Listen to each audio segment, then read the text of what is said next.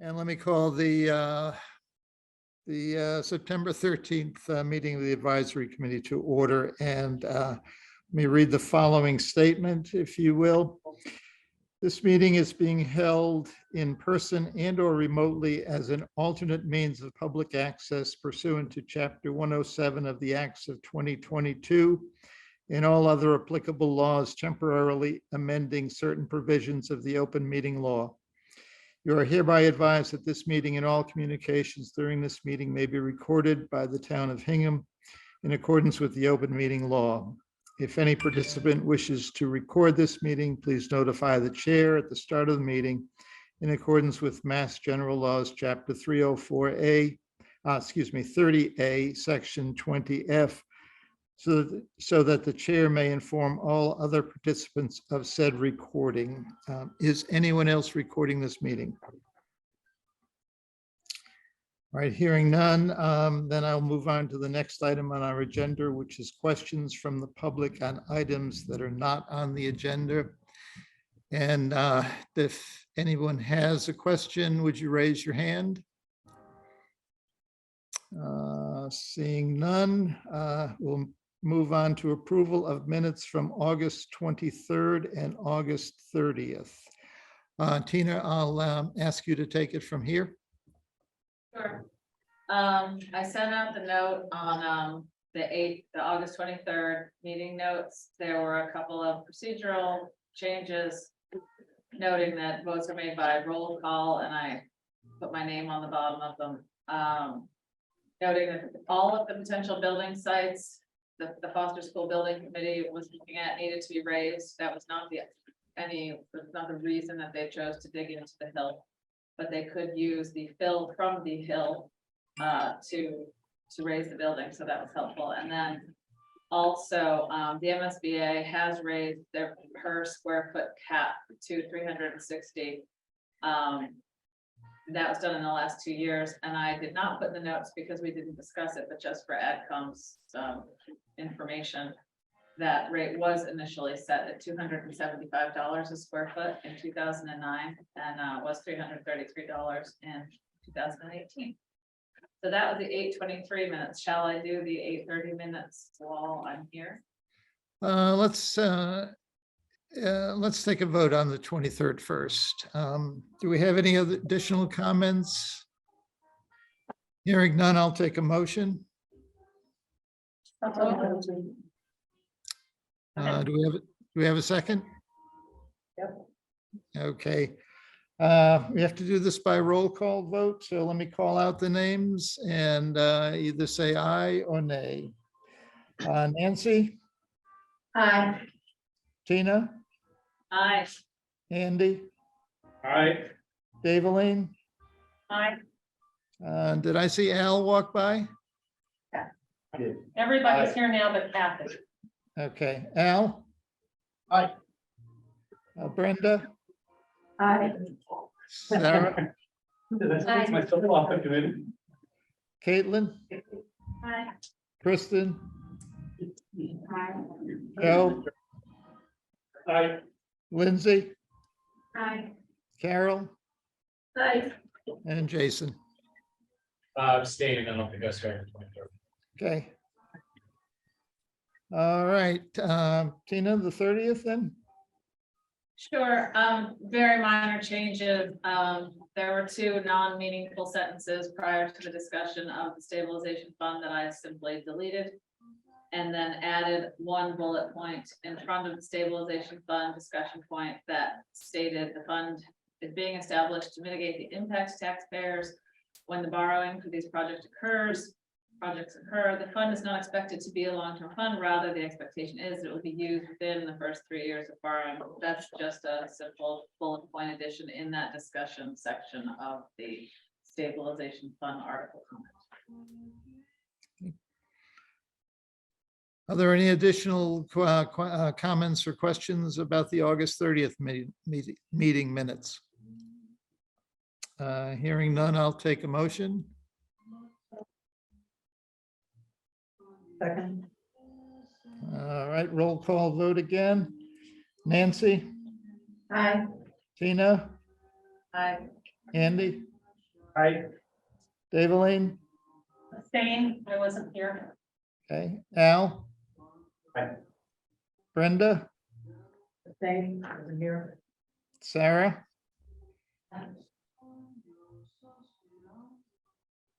Caitlin, Aye. Kristen, Aye. Joe, Aye. Lindsay, Abstain, I also wasn't here. Carol, Aye. and Jason. Aye. All right, very good. The next item on our agenda is a presentation and discussion of preliminary financing options for funding the proposed new public safety building and the Foster School. So Tom and Michelle, are you going to make that presentation? We are. All right. Question is we. We ready? Okay, the floor is yours. Great, thank you very much. Okay, so thank you for having us here tonight. We told you a couple of weeks ago we would be coming in and doing this. We've been hard at work during that period of time to try to put this presentation for you together. We will be presenting this in large and similar form tomorrow night, hopefully the same, but we'll see what happens here tonight to the select board tomorrow night. So this presentation is intended to be the same as what they will see tomorrow night. So this is what we're looking at tonight is what our goal is to get to is the projected tax impacts of the two big debt exclusions. We are going to touch on the override or the projected override for the spring, just so people can have an understanding of the likely total tax impacts that they're going to be feeling as they make the decision here this fall. So we'll be going through to some extent all of that. Okay, so we'll start with a look back in time. And this is just a brief commentary on my part, but there has been I think a lack of funding for large capital projects in Hingham for a long period of time. I think that's a pretty widely accepted reality. We need to do better. We have to create and get into a cyclical approach to rebuilding and repairing our large capital infrastructure. So to that end, you're going to see a lot of our conversation tonight and our end recommendation that you'll see at the end will keep that reality in mind that, you know, the debt capacity, as I'm going to define in a minute, will be front and center to a lot of what we talk about. So, you know, other considerations that went into these debt exclusions, you know, the MSBA, the select board, I was there with them all along. We're trying to get into the MSBA program for 3 years before we finally were accepted. That's a reality. That's an unfortunate reality. We wish we could have built Foster in years prior. But by waiting, we got a $25 million grant. So while frustrating, perhaps some people think that maybe it ended up costing us more because of construction costs. I'm not sure if that's true or not. Hard to calculate that, hard to quantify that. But the reality is now we're getting a $25 million grant from the state going towards the current Foster design.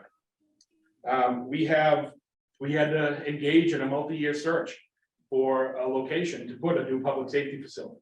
That took a little bit of doing, and we found, I think, an ideal spot right in the heart of where we needed to be for our response time calculations. So again, these are things that happened regarding the debt exclusions. And then the select board in my office have been actively saving our excess fund balance, not spending it on various projects.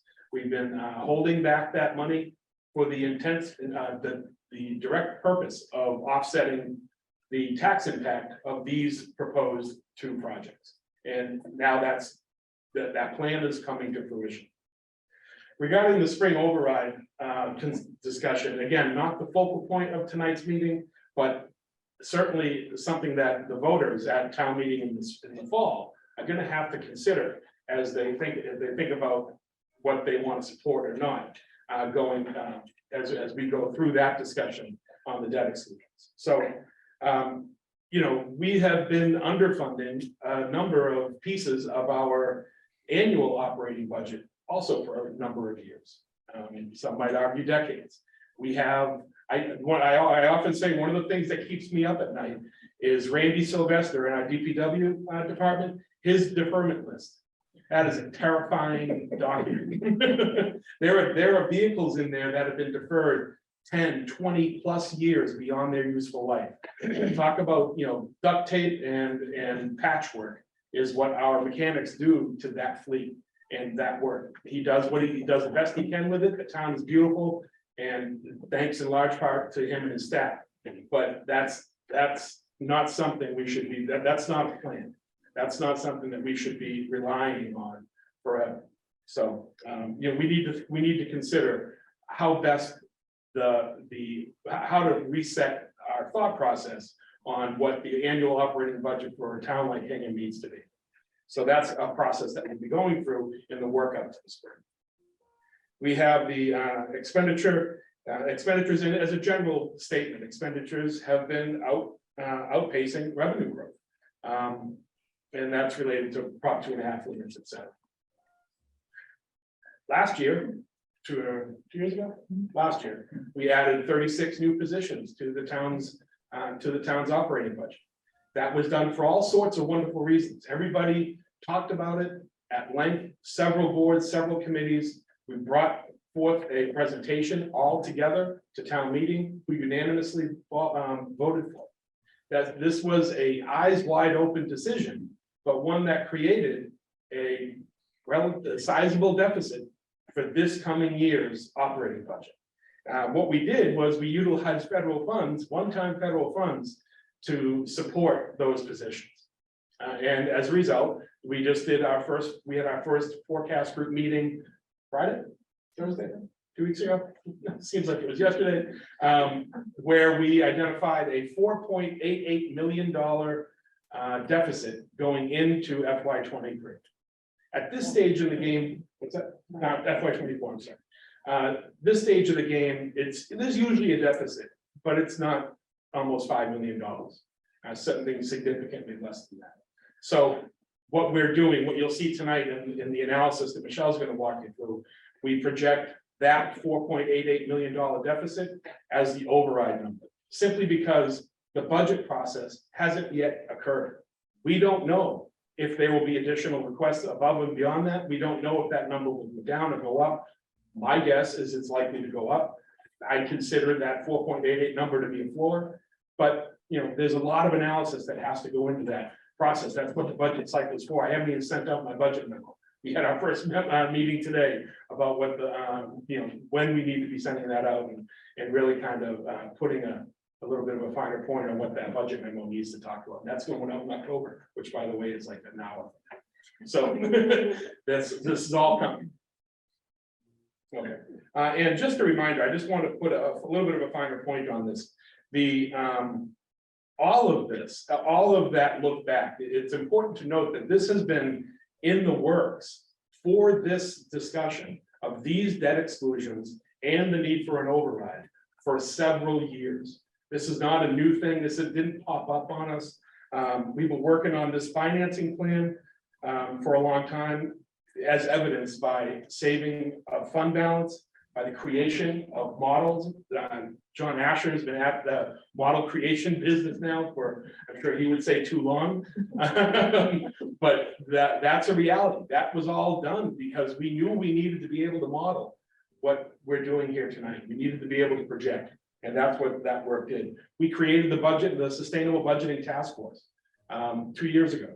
And that work culminated in a lot of the data you're also going to see here tonight to help put into perspective what we're seeing, what we're going to put before the board on the town for consideration in the fall and again in the spring. So I just wanted to reset that, make sure everyone's remembering that this is not a new thing. Next slide. Just a quick set of glossary, and this is for your information. You know, we're gonna use some terms here tonight, some of which we, standard use of these terms is hard to define just because we're in the municipal world, a lot of people are in the private world, and you might use some of these terms in different ways. But for the most part, when we talk about debt exclusion, we're talking about temporary tax increases to fund specific capital projects, which require both approvals at town meeting as well as at the ballot on November 8th. We're talking about a debt limit, which is really the ceiling for our borrowing, our legal borrowing. All right. The debt capacity, this is a term that we were trying to define earlier, and it's funny, you get wrapped around the axle pretty easy on this one. But what we basically boiled it down to is this is about the taxpayer's willingness to take on debt for capital projects. That's what we are talking about when we talk about debt capacity. I don't want debt capacity and debt limit to be confused by anybody, just to make sure that as we're talking this through, you'll know where we're coming from. And specifically when you're looking at the graphs, if you're like me and a visual learner, I think of the white space on the right side of these graphs you're about to see. That's our debt capacity. Okay, that's the way I think of it. Level debt service. Think of this as your mortgage on your house if you have one. The debt service schedule is a combined annual amount of principal and interest payments that remains relatively constant over the life of the bond. It generally results in lower annual payments, but more total interest. And then level principal is a debt service schedule in which the amount of the principal paid back annually remains constant, while the amount of the interest paid back declines over time. This results in overall a less overall interest cost, but steeper payments up front. And then your net present value. So Selectman Fisher, and again, Michelle will go into this in a little bit more detail, but Selectman Fisher wanted us to analyze and throw as another layer of discussion on top of the debt exclusion discussion, the concept of net present value, especially as we think about what we're referring to as debt capacity in the out years. What can people, and we're trying not to, what can we afford? What can people afford? What is the town going to be willing to fund in the out years? And net present value helps us to determine, that a little bit easier. $1 today is worth a lot more than $1 in 2053. Okay, that's the concept there. So, with that said, we're going to jump into setting the table for the larger discussion. And I will speak to this last slide, but these are the spring and fall requests that are going to be that we're going to put before the town as we see them today. So November 1st is the special town meeting. We are going to be requesting money for the building construction, furnishing and equipment for both foster and public safety. You've seen these numbers probably before, the 88 million, the 46 million. That's what's before town meeting on the 1st. On November 8th ballot, numbers won't be on the ballot questions because that's the way the state forces us to ask the question in the ballot. However, the total amount to be borrowed will be that 88 plus the 46, in addition to the authorization for pre-construction documents that we got in April of 2022. So instead of having to pay that nearly $6-ish million, $5.5 million back, whatever it is for, $4.5-5 million back over a 5-year period, which would really stress the debt service of that would really stress our operating budget. We're recommending that we roll that into the borrowing for the 2 projects. So just to be clear on all that, so everyone knows what is before the town and in what manner. And then again, the override. Sure, of course. I'm not following the 3.1 and the 1.5 has been appropriated already. It was authorized in 2022. 2 articles. And has it been spent? No, it hasn't been borrowed yet. Or has it? No, yeah, we're floating it in essence, right? It must be right. So We're just rolling it into a debt exclusion instead of regular debt.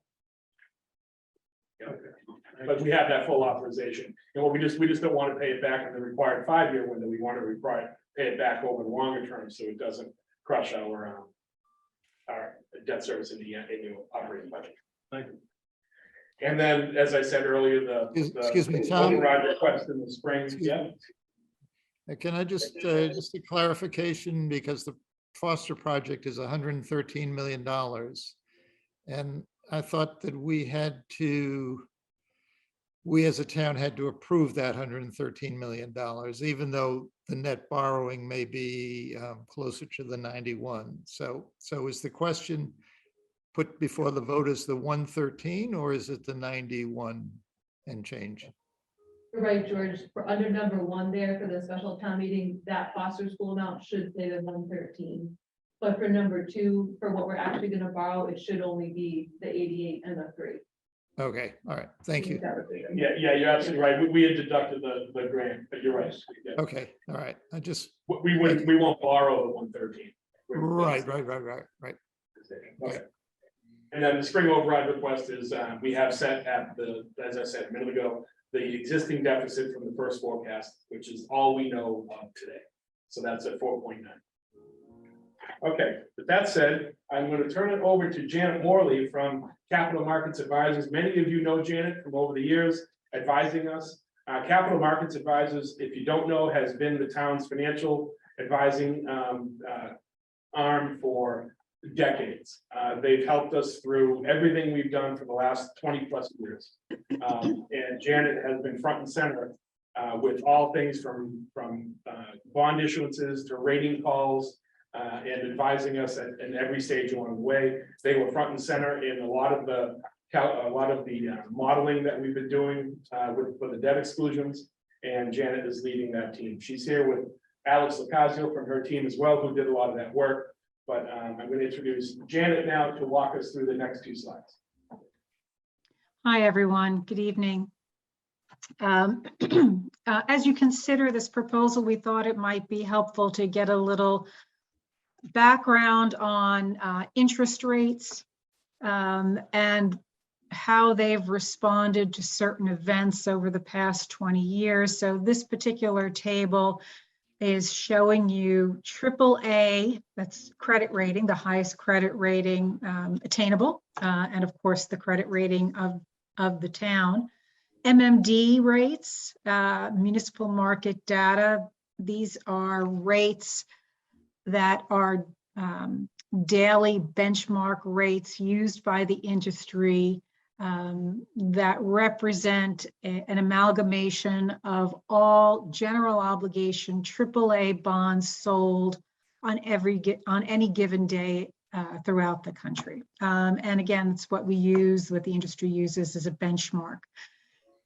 So you can see this particular chart starts from January of 2000 and goes through January of 2022 with some notable events listed, and you can see where what the impact has been on interest rates, the 2008 fiscal crisis, COVID-19, the dot-com bubble.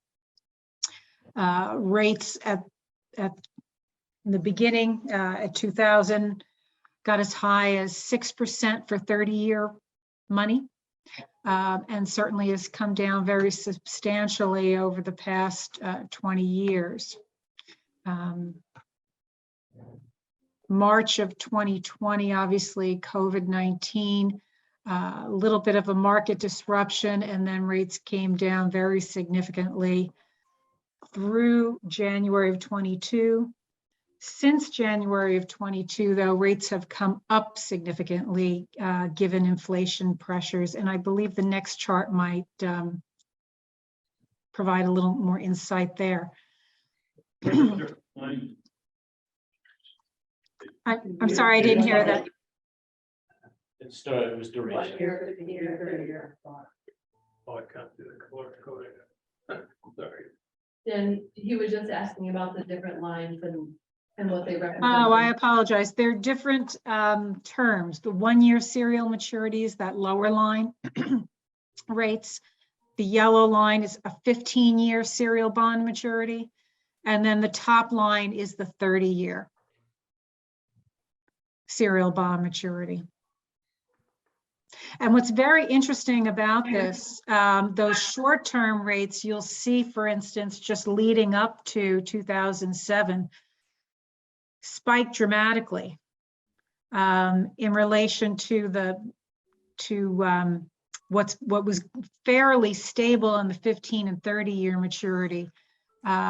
We see that a bit now. Currently, short-term rates are responding more dramatically than long-term rates. It's that short-term uncertainty where the market just doesn't know how to price with limited information.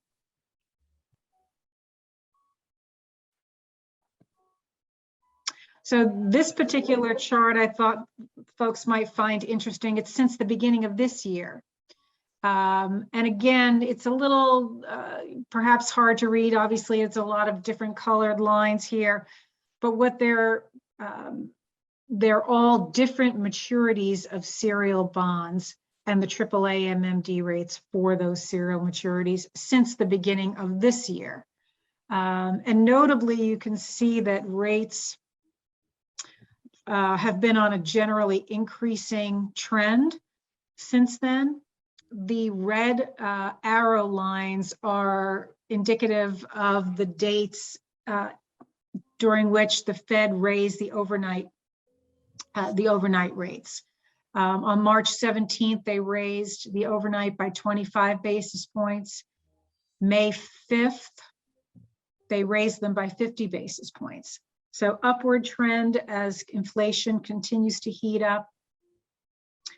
Then you'll see that there was a dip after that 50 basis points in May. Again, these are all driven by market perception, market analysis of data. Came down a little bit, went back up right before the Fed did a 75 basis point increase in June. Rates came down again, and the Fed took another aggressive stance in July, the end of July, with an additional 75 basis points. Rates continued to decline. So after the July meeting, market indication, market feeling was that even though the Fed had been indicating that they would start cutting rates in summer of 24, that inflation would be under control by then, the market had some feeling that it would prediction that they might be able to do it as early as 23. Now, this particular chart only goes through the end of July. Since this time, and you can see a little bit at the end of this chart, it looks like there's some uptick. Rates have actually increased. They increased in August. By the end of August, they were up to about 350 for the 30-year MMD. Today, we had some economic data come out on inflation that was unfavorable. And I could tell you that today rates are up another 6 to 8 basis points along this entire curve. So MMD for today for 30 years, more like 358. We were certainly in the market today, just to give you some anecdotal information. We sold 20-year bonds for a AAA New York credit. They priced at 369. Small issue, it's under 5 million. We priced a tax anticipation note for a AA credit. They priced at 309, but that was less than 1 year. It was a 9-month maturity.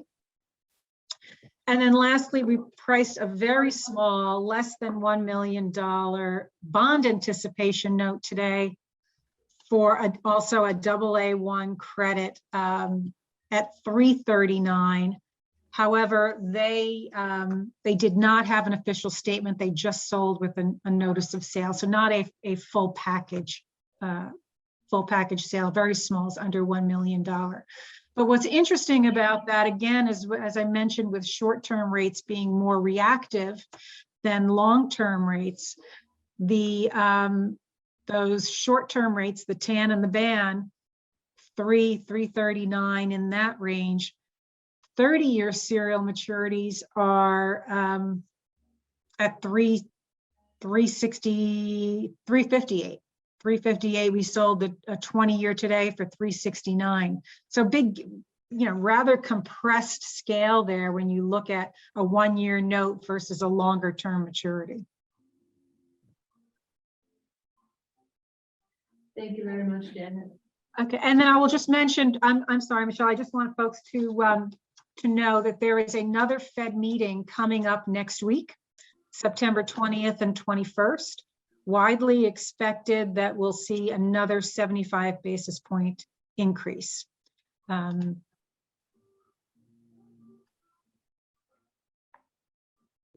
you very much, Janet. Sure. And do you expect a rate increase after that? Janet, The Fed has indicated that they, well, previous to next week, we'll see what happens. Their last indications were from July. They had expected to certainly continue raising rates, although at a slower pace. But this negative data that came out today, we'll have to see how that plays out next week and what their new indications might be. But they had hoped to get inflation under control. They had some positive data earlier this summer with oil prices coming down. But we'll have to see for the next pronouncement in September. But it is expected that there will be additional rate hikes past September.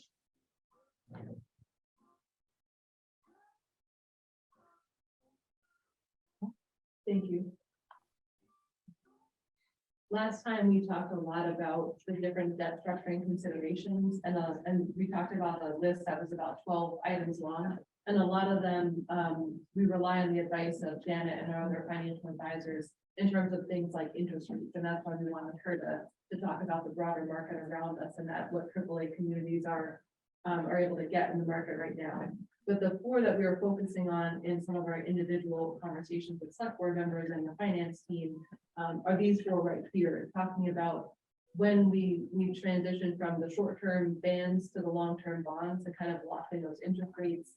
And in the different structure options that you'll see tonight, we're sticking with right now, just for projections purposes, doing 2 years of bands and then moving into bonds in the 3rd year. But that could change depending on, she just talked about how quickly some of the interest rates are changing. So if the rates continue high, then we might be in short-term debt for longer than 2 years to wait for them to lower. If the rates change dramatically and they fall much lower again, maybe we bond earlier to lock in the longer term rate. And whatever we do, we can always refinance after 8 years once we go long-term. So we can take advantage of more favorable market conditions down the line. And we've done that in the past with other projects. But 2 of the main ones as well that we're considering tonight, as you guys all know, are the length of the term. Of looking really at the 20 to 30-year term. We can always borrow for less than that, but it's really not practical with projects of this size. We're not allowed to borrow for more than 30 years for any of these projects. And then also the repayment structure. Tom talked in the beginning about the level principal versus the level payment. That also has a big impact on the total cost of the project in terms of interest costs, and as well as on what people would pay on an annual basis in their tax bills. And finally, we talked a bit, or we focused on the existing and future debt capacity. You see the chart here at the bottom that we showed last time. This is the existing excluded debt schedule. We're focusing only on the excluded debt because that's the piece of our debt service that comes directly from tax bills. The rest of the debt service schedule comes from other sources or it comes from within the levy itself. So we want to keep in mind what Tom said before about our ability to take on projects in the future to make sure that we are maintaining our infrastructure adequately. All right, so we'll move into some of the potential debt structures, and capital markets advisors, they really helped us. They put all these different options together for us. We worked very closely with Janet and Alex on these, and they were able to give us several different charts that we'll walk through here.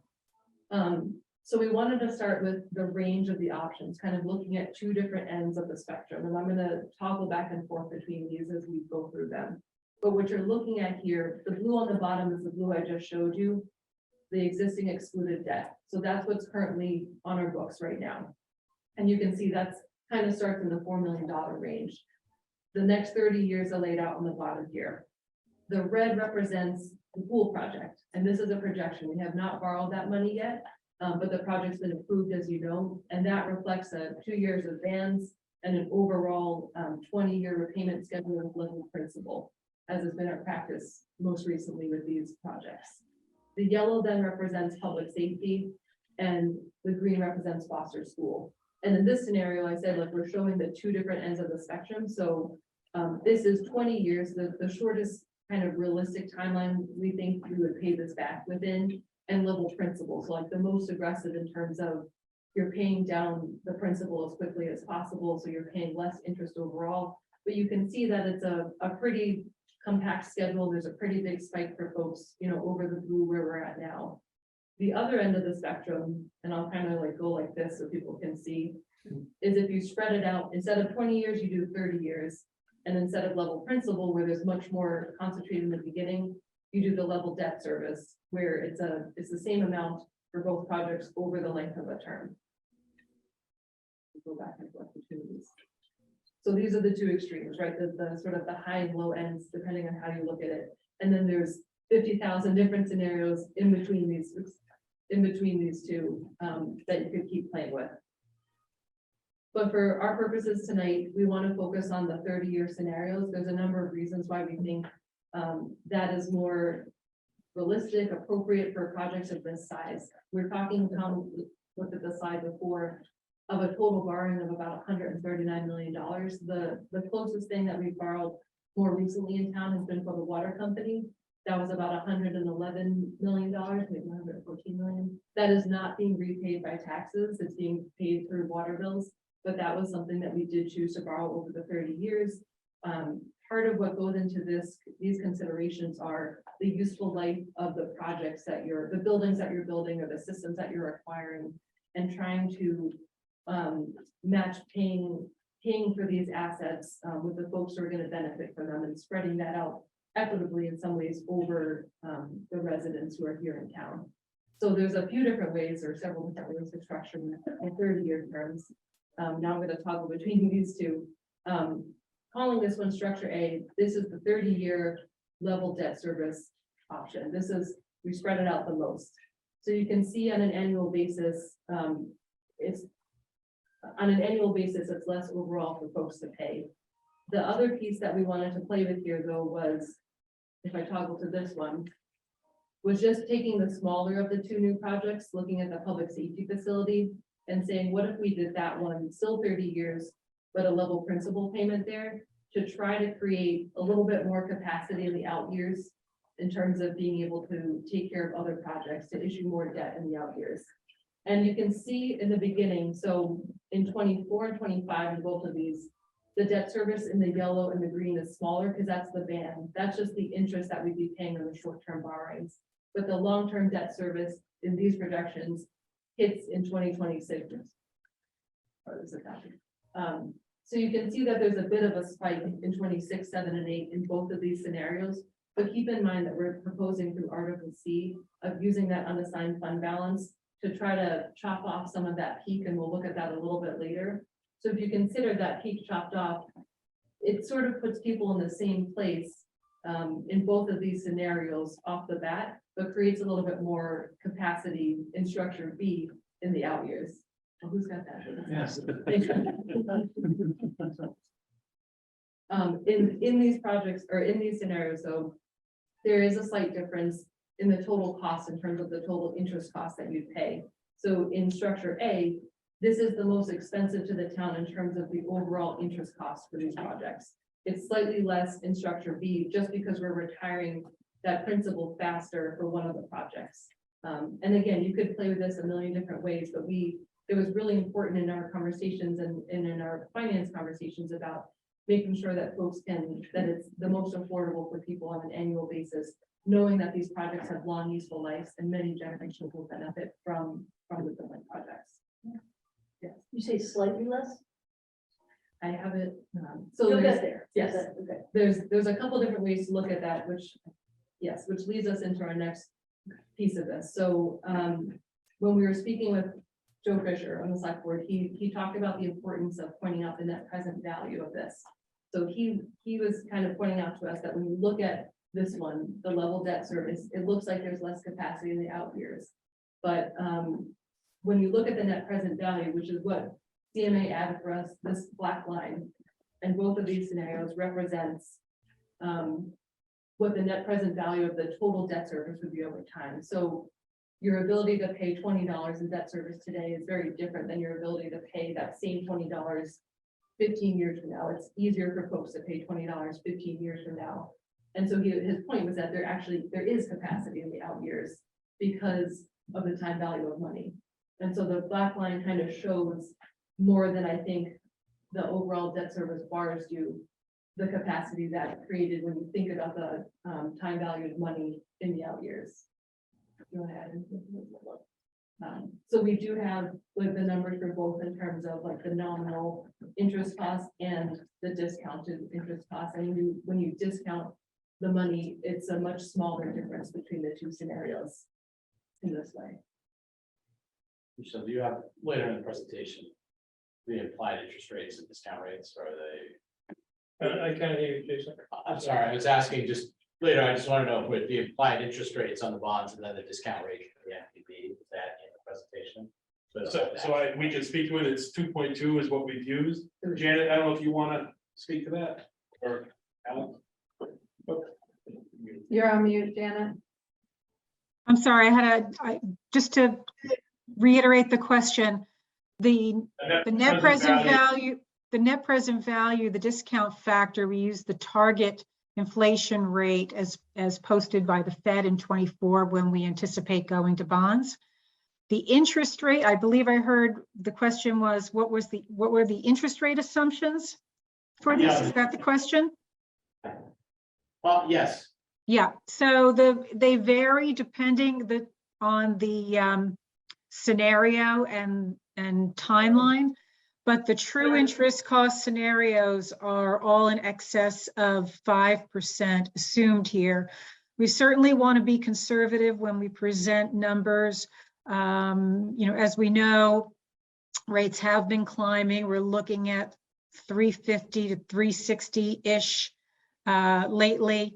And so given the fact that we're trying to project forward in a couple of years, we certainly added a cushion, and also taking into consideration how the town tends to price relative to the MMD scale. So the short answer is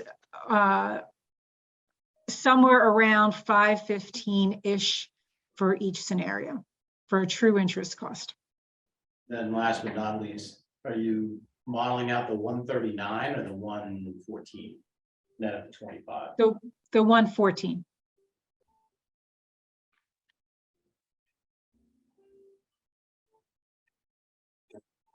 Thank you, Janet. And I also have to, sorry, this is Alex from CMA. I work with Janet. I also have to point out that the chart does look a tad misleading, and maybe this is something I need to fix. The outstanding bonds are not included in that MPV black line. It's just the 3 projected bonds. So that black, that especially where you see that inflection corner in 2026, should be higher towards the top of that bar. It's the ones towards the end obviously are no longer showing outstanding bonds because they fall off in 2037. So those are all accurate. But prior to 2037, it looks like it's further away from the top of those bars, and it really is. And I'll send a revise to Michelle tomorrow to include that so you can see it. So we didn't discount the outstanding excluded debt. It's already been issued. Yeah, it's also.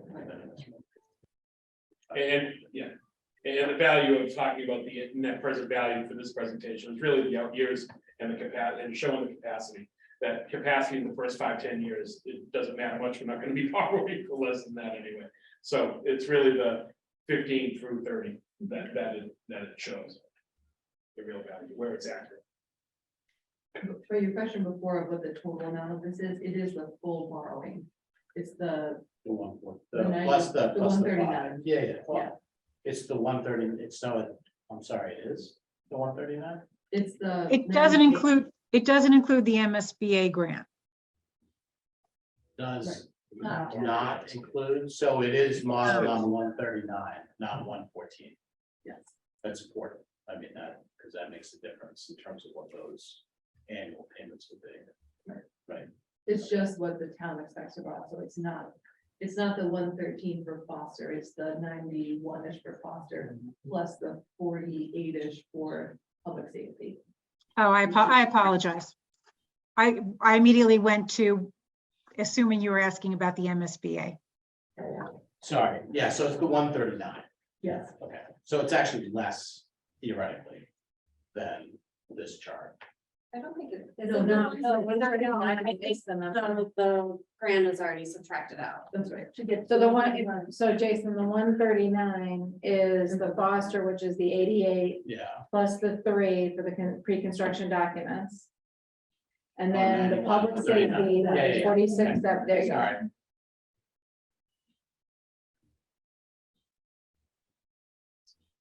Sorry, you good? Okay, I'm good. all right, okay. And then just that again, then the discount rate's like, you're saying it's like 2.2% or some sort of theoretical inflation in 2024. Right, Fed target rate. Mhm. So that's equally conservative, so that's good. Right. Right. So in theory, that NPV line could drop dramatically further depending on what action. That's right. The higher the discount rate. Mhm. One of the other considerations or when we were looking at this in terms of the 20 or 30-year too, was hearing that many other communities when looking at large building projects are also taking advantage of the 30 years. And that's something I don't know if Rick, you want to speak to that about what you've seen around Massachusetts? Rick Families or Bond Council. Sure, Michelle, we're seeing the larger as the projects have gotten larger. Folks have been taking advantage of the change in the statute that allowed the financing of significant new building projects, reconstructing older projects, adding to them, that sort of thing. Moved from 20 years to 30. I think around the time of the Municipal Modernization Act in 2010, or Municipal Relief Act in 2010, I guess it was called. So we see across all the clients that we work with, which is probably 80–90% of the folks in Massachusetts, and almost all are opting between 25 and 30, with more trending towards 30 years. And I think the overwhelming view tends to be that they'd like folks to pay sort of rather evenly for what's being used, for the asset that's being purchased and utilized. So I know we had one community, Swampscott, that did some years back decide to do a level principal approach. And very quickly, the residents were upset because the numbers were very big on the front end and much more, manageable on the back end. And so they actually refinanced that deal and stretched it out. That's the only one I know of that looked like that. But for the most part, folks are trending towards 25 and 30 years on these larger ticket items. So, George, if you can see me, one of the things I would like to question on that, or not question, but to drill down on that, is one of the perceptions I think that I've heard is that by going to a 30-year note, we would be kind of going outside of what Hingham has done historically with borrowing for large projects. But if I'm understanding you correctly, Rick, that we have to layer on top of that, that this is not just a trend within Hingham, that there was a change in the law. And then there's obviously been a significant escalation in the total cost of the projects. Yeah, that's exactly right. Prior to 2010, the furthest you could go on anything was 20 years without special state approval, which was rarely ever, sought. So, so everybody was just sort of in the habit of doing a 20-year financing because that's all there really was available. When the law changed in 2010, I think it was at least in part a reflection of the fact that these projects were getting larger. They just simply were getting larger. And I do think there was some sort of a policy judgment about maybe the folks enjoying the new building in the first 5 or 6 years shouldn't be bearing quite so much of the freight compared with those that are enjoying the building and the back end of the financing.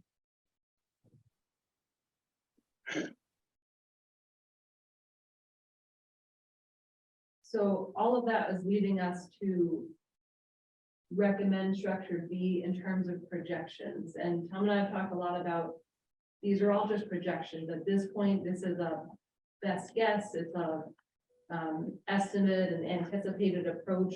We're gonna end up borrowing for these projects over several years, probably the next 3 years if they're approved. And every time we go to the market, we're gonna need to reconsider all of these factors with our financial team. And kind of do what's best for the town at that point in terms of the market, the conditions at that time. But from where we sit now and working with our advisors, we're recommending that the select board in their projections in terms of talking about the estimated tax impact on folks of using this structure, which is the 30-year level debt service for Foster and the level principal for the public safety facility, in part because when we apply that fund balance, and I'll toggle between these two, when we use Article C in the new stabilization fund that we're proposing to create here, we're gonna chop off, and I know it looks a little bit funny here, we'll explain that in a second. Right now, we're talking about an estimate of $7 million, and we'll kind of firm that number up with Sue over the next few weeks and make a more formal recommendation. But if we apply $7 million in the first few years, so like in between 25, 6, 7, and 8, to blunt the impact on folks' bills, it kind of evens out, like you said, that initial spike between the two different scenarios, and we're leaning towards this one because of the capacity that creates and some of the interest that it saves on the back end. Right, the lower total cost. So you can see here how we're kind of proposing, and again, from where we stand now, but to use that stabilization fund in the future, town meeting is going to need to vote. So we would have an article each year to pull money out of it to use it for this purpose of paying debt service. The way that we do with the previous stabilization fund that we've already set up. Sorry. I have to just keep repeating it to make sure that I'm fully understanding. So when you're flipping back and forth on the chart here, the only line that's changing there is the schools. So does that mean that in this proposal that you're doing, is it really that we're paying less for the school? Or is it a factor of just how you did the Excel spreadsheet? Or is it two different things? So it's just how you did the Excel spreadsheet. But we're just trying to like, it's It's the total. a total. So it's still a total budget that we're borrowing. But Okay. just for visual purposes, we're just trying to. But show don't how you we have to use- break it out into two different things? If one's We- 20, one's 30? We're not sure. So the issuance, so we're gonna do at least 3 different borrowings for these, and when you do the borrowing, it'll be all of these, it'll be the pool, it'll be. this, Right, it'll be as well, water, right. It'll be all these pieces, but when we apply the stabilization fund to these Got it, got projects, it. it will be to these 2 projects, the debt service, because that's how we're trying to set it up. But it really doesn't matter in that given year how you slice it out, because we're just trying to, we're. So it's how we cost it in our books, not. Yeah, this really is just happening. about Got it. mitigating like the cumulative tax impact or tax increase for people in those years. So it's, as we figure out, as we issue the bands, as we issue the bonds, and we see what this actually ends up looking like, we'll kind of apply it in the most impactful way, which we still think is those early years. But it doesn't matter. We could do it all to foster all the public safety as long as it's the cumulative impact that we're trying to achieve. In the use of the term debt service, are you saying that the 7 million will be used for interest payments only?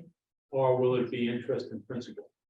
I don't think it, and Rick can correct me if I'm wrong, we would apply it to debt service in general. It doesn't necessarily have to be interest, but Rick, do you want to chime in? Sure, Michelle, I was having a hard time hearing the question. The question was, when we talk about using the 7 million for the debt service, does it have to go only to interest, or could it be principal and interest? Oh, yeah, I don't think it matters because it's all raised from the tax levy anyway. You know, so you apply it to one or the other. I mean, it frankly, the repayment of the bonds is, every 6 months an interest payment and every year a principal payment. And we usually look at it and just consider it all as sort of debt service in aggregate. So it doesn't really make much difference how you slice it, I'm afraid. Can I ask a question of Rick? The other communities that are looking at 25 and 30 years, do they discuss the level debt service versus level principal? Is that like a big discussion they're having as well? It's pretty common that folks are discussing it. By and large, I wouldn't say all, but most are trending towards a level debt service approach, at least in our experience. Which is why we, just for the record, which is why we're, for this analysis, why we're showing the Foster, which was the larger number at level debt service. And we were using level principal for the smaller of the two projects, the public safety, because it was not impacting the residents' ability to pay as much. And it was still buying this capacity in the out years. So it was that kind of. Do you have a sense of what the differences in the total cumulative interest payments are Between these two? between the scenario where we were applying it differently we're doing level payments for the public safety and level debt service for that one, were you mixing and matching? While Michelle's looking at that, just to let you know, when we use fund balance, the stabilization fund, it's one line item in the tax rate. Okay. When we do the tax rate, it's one line item on that tax recap. So it's not one particular project, it's for the whole tax. It's for the packet of that, yeah, okay.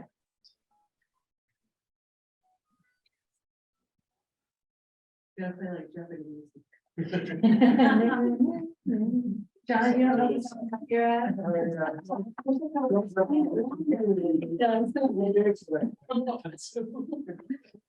probably a good decision.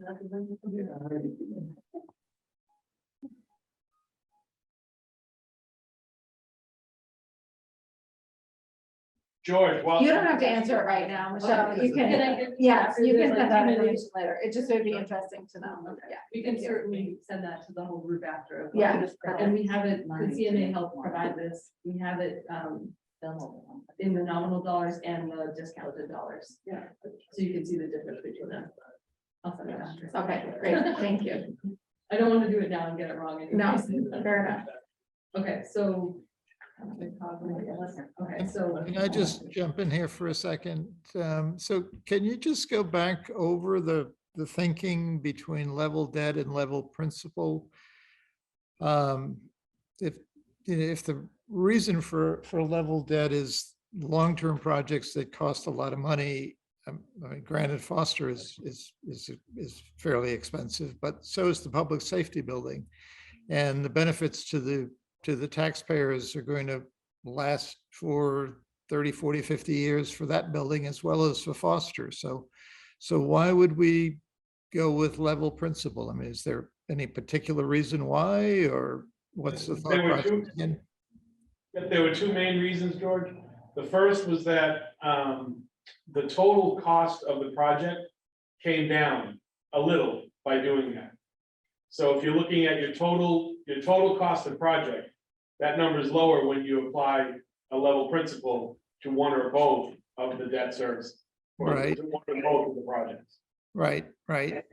So that was But one the reason.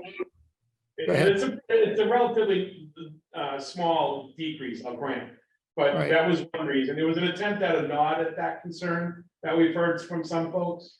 Okay, And then the other thing it does, if you toggle to the next one real quickly, you can see, yep, just like that, you can see it does create a bit more capacity in those out years for future projects.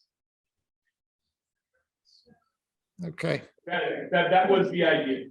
Yeah, no, And all at relatively modest impact to the annual cost. right. Okay, Keeping in mind that the initial spike when we do the public safety facility here with level principal would be mitigated by the fund balance, so you wouldn't have that extra hit in the beginning for people. So then you kind of you kind of have people on a similar trajectory. All these charts look exactly the same. but I'm trying to- Yeah, my eyes are going crazy here. No, I'm just, Tom, I'm just trying to get to some kind of an underlying rationalization. Why we as a town would go one way on one project or in another way on another project. And, you know, whether some explanation to the taxpayer that sort of justifies, you know, we have a game plan, if you will, and we're following the game plan. And this is what the game plan is, as opposed to, you know, taking a look at each individual project and saying, okay, based on the project, maybe we're going to finance it one way and maybe we're going to finance it another way. Just trying to understand what the parameters we're putting around how we determine the financing are. Yeah, so that's them, those two considerations drove that. And then I just remind you, as you said, I think, you know, remember too, what we're doing is advising the select board on how to speak to the town about what is potentially could happen in the next 3 years as we issue this debt at 3 different times in the market. Right. So all of this is projections, and we're just trying to give people a sense of what their tax impact may look like. Okay, all right. And by the way, we're going to get to the tax impact slides in a minute, and you'll start to see, while this all looks extraordinarily impactful, when we're looking at just the 10 exclusion charts, you're about to see a little bit of a different picture when you look at the total tax impact tables from John's model. So, but I didn't want to steal you. No.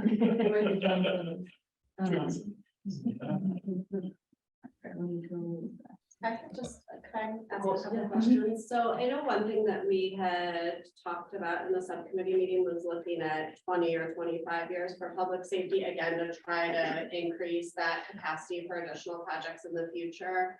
So what was the ultimate thought process on going with 30 years? Got in very impactful in the early years. Okay. That was the fear, but right, so there was that's that consideration. We're trying to mitigate the out years while not over impacting the early years. It's tiptoeing down a very fine line, and all of this, it's really important to note, all this is just simply projections. We just don't know. We're trying to come up with, to tell the public what we think is the best guess as of today, what we're going to do 3 years ago in a market that no one can imagine.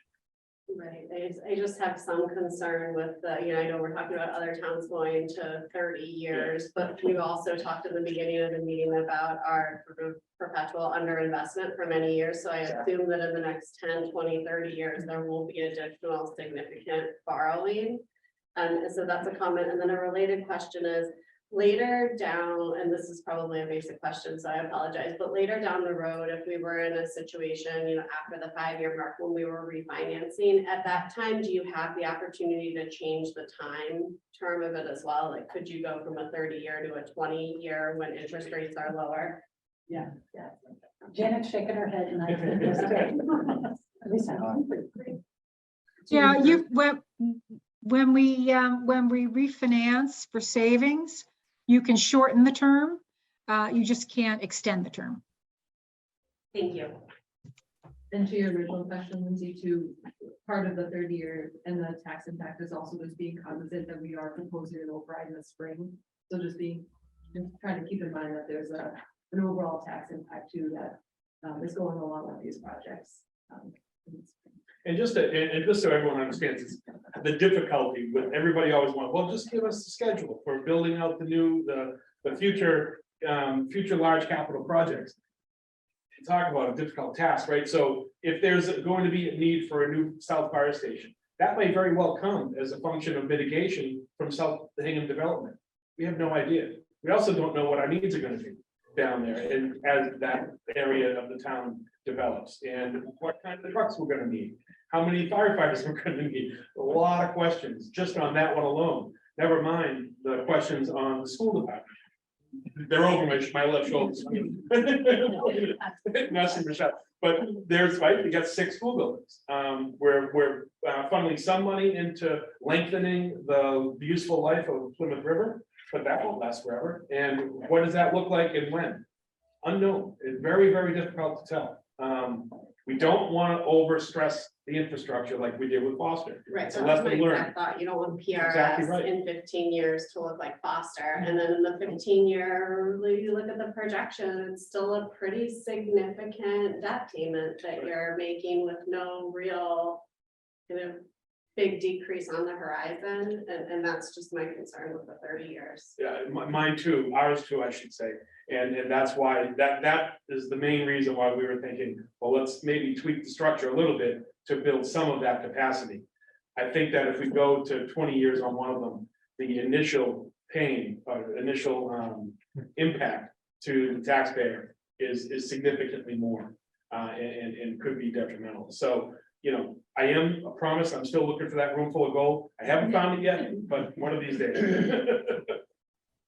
And there's a lot of grants, and to that point, right, there's a lot of grant opportunities for all of these different projects, and they're coming and going. There's federal grants, you know, there's state grants, private grants. We continue to look for things like that too for our infrastructure needs. All right, so this is using the model that John has very graciously developed and updated approximately 1,000 times in the last few months. And I think we talked last time about all the different inputs you can play with it, but he's taken a lot of the assumptions the markets has developed to allow us to take that debt service schedule, push it through his model, and come out with a projected tax impact. For these modeling purposes, we typically use the median taxpayer in town. That's what we use for the Sustainable Budget Task Force. The median taxpayer, the most recent data, has an assessed value of about $700,000, a little bit over that. What we're showing here through John's model is the 10-year taxpayer impact. These are all projections again. What you see in the blue or purplish periwinkle bar is the normal tax bill, like the normal tax growth for this median assessed value person.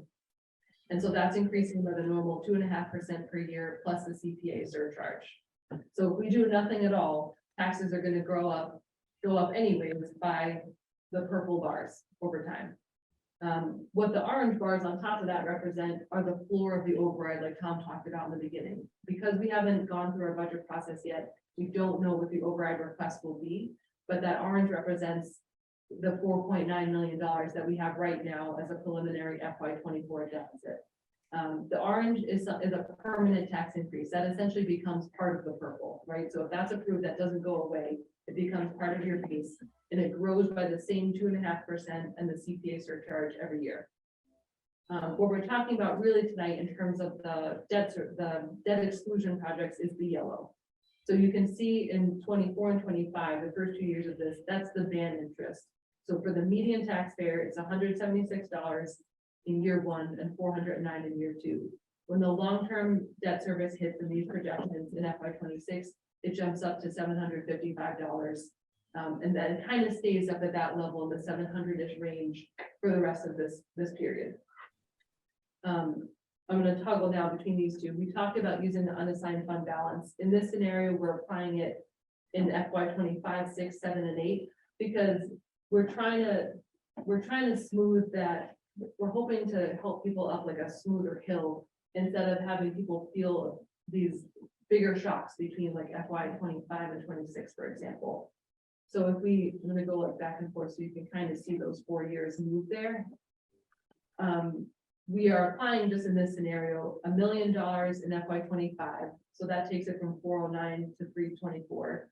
$3 million in FY26, so that drops it from 755 to 501. That was that big spike here. That's why we're applying 3.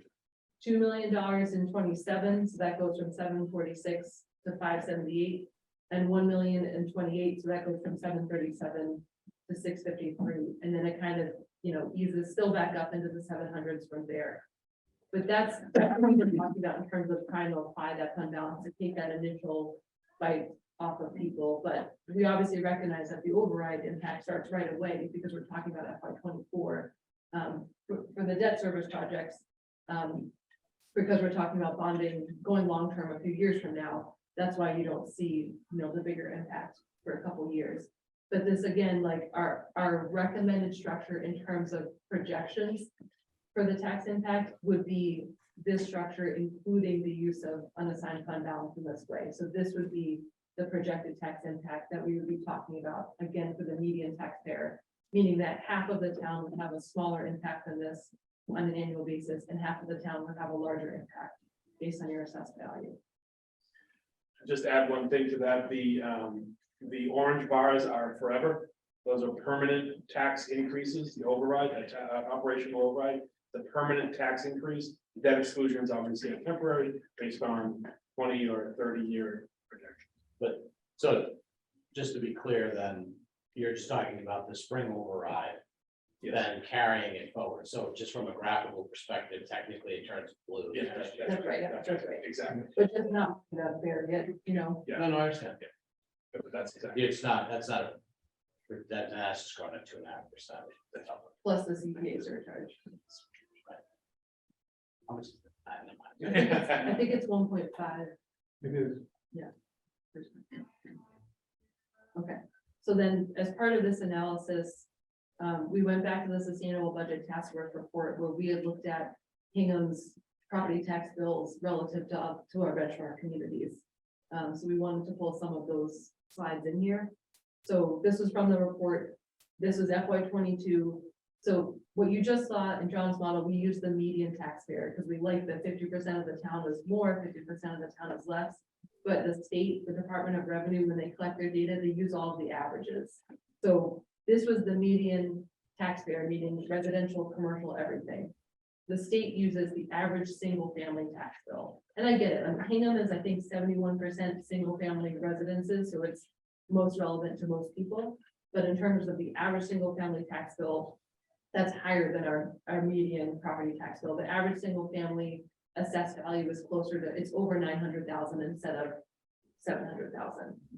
But you can see for FY22, we're kind of in the middle of the pack, leaning towards the low side, but we're in the middle. And for a lot of things that we use these comparisons for, we like to be in the middle. We don't like to be an outlier, too high or too low on these.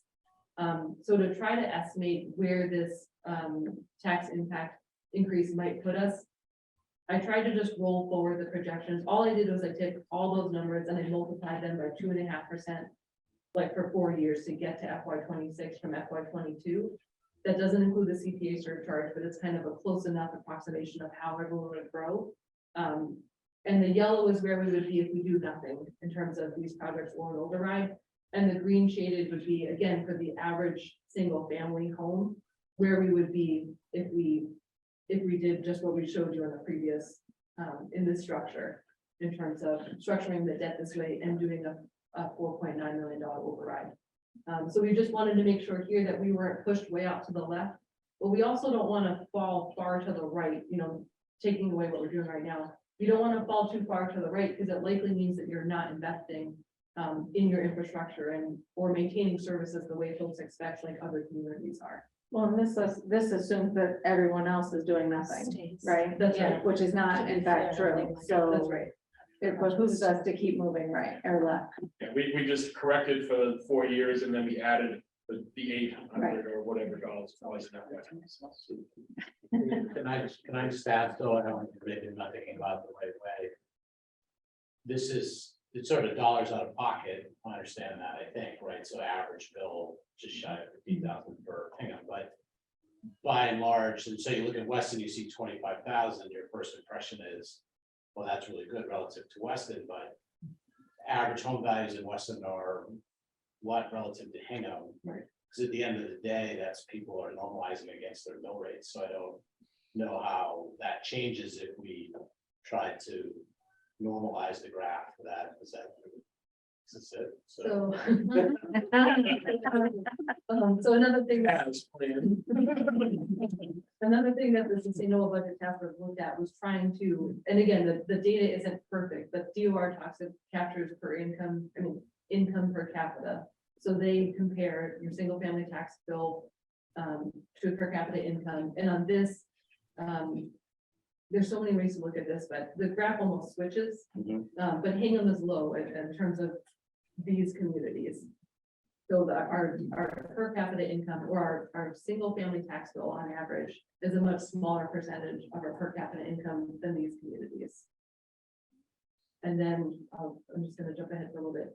This one just shows how our average single family tax bill has changed over time in comparison to the communities. And we've all kind of been moving at the same pace. We've been slightly below the average of the other communities. And then you can see in recent years, there's a little bit of a widening of a gap, but we've been trending along there.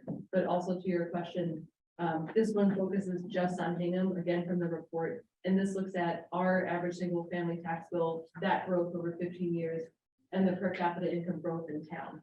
So this kind of shows a widening of capacity in terms of people's ability in town to pay the tax bill. But we know for some people, and Tom's going to talk about this, that there are still many folks in town for whom this is going to be a challenge. So Tom's going to talk about the different opportunities that are for tax relief in our community. So obviously, again, knowing this stuff happens and that we have some folks in town that are every bit as vital to the town's good standing as everyone else is, we want to make sure that everyone has a chance to stay and live in Hingham who wants to stay and live in Hingham. So to that end, we have a series of different methods for ensuring tax relief where possible. Varied, right? Some more direct than others, but varied. So we have a number of exemptions and relief programs, which we'll get into here in a second. Michelle will walk us through all of those. One of the most important things that we do to ensure tax relief is we maintain a AAA rating. That allows us to get into the market. It allows us to get excellent interest rates from every time we bond, every time we ban, we're getting very competitive rates. And that's in large part due to our strong financial standing as represented by the AAA rating. We've also talked about the use of unassigned fund balance that we've been saving. And that's what we're talking about doing here for this work. That's Article C. We also talked a little bit at the last meeting, it came up in the questions someone had asked, but this concept of creating some stabilization funds in maybe some different ways to help us avoid significant tax impacts to the residents when we have to do things like this. There's an idea about an override stabilization fund and how that might be able to be structured. We'll work with our colleagues over at the school department to try to come up with ways to do that will help us continue to fund the operations of the town successfully, but at a less impactful way. And then also with large capital projects, there's some ideas floating around about how we might be able to do that in terms of some of the ideas that came out of the stabilization, the sustainable budgeting task force. Some of the ideas that came out of there about raising ways that the town can raise its own money and perhaps apply those funds to things like future large capital projects, whether it's disposal of unused taxable property and things like that. And then, of course, we talked again at length, I think at the last meeting, about this concept of entering into a commitment with the school department, the select board, you all, and trying to find a way to make sure that we can mitigate tax impacts to all of our residents, but especially those who need it the most, which is what Michelle will walk us through right now. So to Tom's point, the town offers a number of different tax exemptions and relief programs. And the town has been proactive in adding additional programs over the last several years. If you guys recall, town meeting, maybe 2020 added the new senior needs tested tax exemption that a handful of Massachusetts communities have added, but that's not one of the standard ones. That was special legislation that we put in place that the select board really advocated for, that targets folks, seniors, I think over 65 who have been residents for more than 10 years in town. You have to meet certain other criteria, but that's our newest one. And the biggest advantage of that is you can qualify for that and another exemption on this list. Most of the other exemptions that are offered through the state that many of which Hingham has opted into, you can only qualify for one. So you can look for the one that helps you the most, but you can only get that one. The senior means tested one opens up for this fiscal year $1,170 to folks who qualify. So if you think about, let me go back really quickly. These tax impacts that we were talking about in terms of the median taxpayer and what this might cost folks in terms of the combined impact. And you can look here, it's, I mean, it ranges, but it starts in the $500 range and moves over 1,000. You can see the numbers on the right side here can really affect or even mitigate entirely that increase depending on what you might qualify for. We have a lot of these, and we're in the middle of a two-step campaign to get the word out. So we launched a whole campaign this summer around the senior means tested tax exemption program because that deadline was September 1st, and we really wanted to increase the participation in that program. Last year, we received 24 applications, and this year we received 96. So it was a 300% increase. We quadrupled it. And now it'll be kind of easy to put that outreach campaign in place again next summer. And hopefully we'll reach even more of those folks next year. But that's a really great result. Of those 96, do most have some qualify? So the Board of Assessors is going through that now. So they'll be approving or not approving those applications over the next few months. And then they'll come to the select board who has to set the exemption amount every year. There's no reason not to do the maximum, but that's still a decision that the select board will need to make, and then we'll be able to evaluate the final amount. Last year, the 24 we received 20 qualified.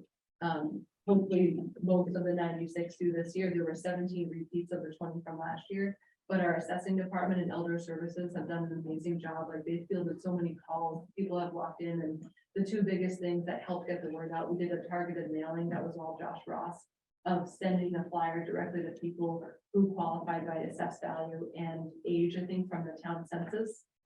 We mailed that to like 1,800 people, and then the senior center does pre-recorded calls. And so we pushed it out that way. And after we did both of those, people flooded the assessing department. But it's been really great to be a part of that. And then we'll launch a second half of that. Most of the other programs that you see here have a deadline of April 1st. So we'll have a whole campaign over the winter of making sure that people know about these. And then there's a few different ones in here. We have 2 tax work-off programs where people come into town hall or work with other town departments and literally work hours off their tax bills, and that's based on the minimum wage. So that's a maximum for the senior work-off program of $1,700, and for the veterans one, $1,500. So they can really make a difference, and many people take advantage of those programs. There's also the tax deferral program number 10, where you can defer your entire amount if you qualify until your house is sold. So that's one that can really help folks in a bind. So we are doing our best to kind of push the word out about these programs and increase the participation for the folks who, for whom this could really make a difference, especially in light of what we're asking in the fall and in the spring.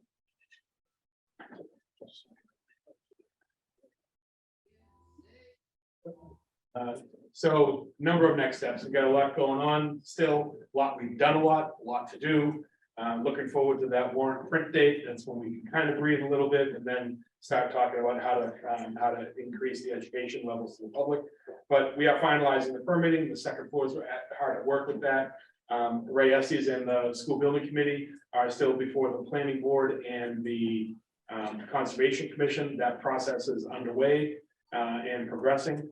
So we're hopeful to have, by the end of this month, we're hopeful to have a vote to help be able to explain to all of you the formidability of both of these projects as you go into your step of one of your next steps of voting on the warrant articles, your opinions of the warrant articles. So that's all trying to be timed and trying to come out within time. A little stressful. Get close. We think we're going to get there. Then we are talking at length about what a tax impact calculator might look like. We're hopeful to be able to release that through October. So as people engage with our outreach campaign, they'll be able to make informed decisions. We are, like I talked about now a couple of times, we're looking at a real outreach blitz here in October. You've hopefully all seen our weekly videos that we're doing, just the snippet videos, trying to explain different components of projects. We'll be continuing to do that right up to town meeting. We're also doing, I think, 3 public information sessions, as well as 6 tours of all of the different facilities. So there's a lot of opportunity for the public to become educated on the questions we're going to put forward in the fall.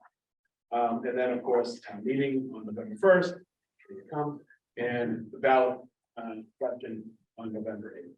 Can I just ask a question? Going back to the tax impact slide that you had, I know that when we look at when we're talking with the borrow and we're thinking about the two projects together, so that's showing the tax impact. Yeah. Do we have it based off of the two separate projects, what that would be?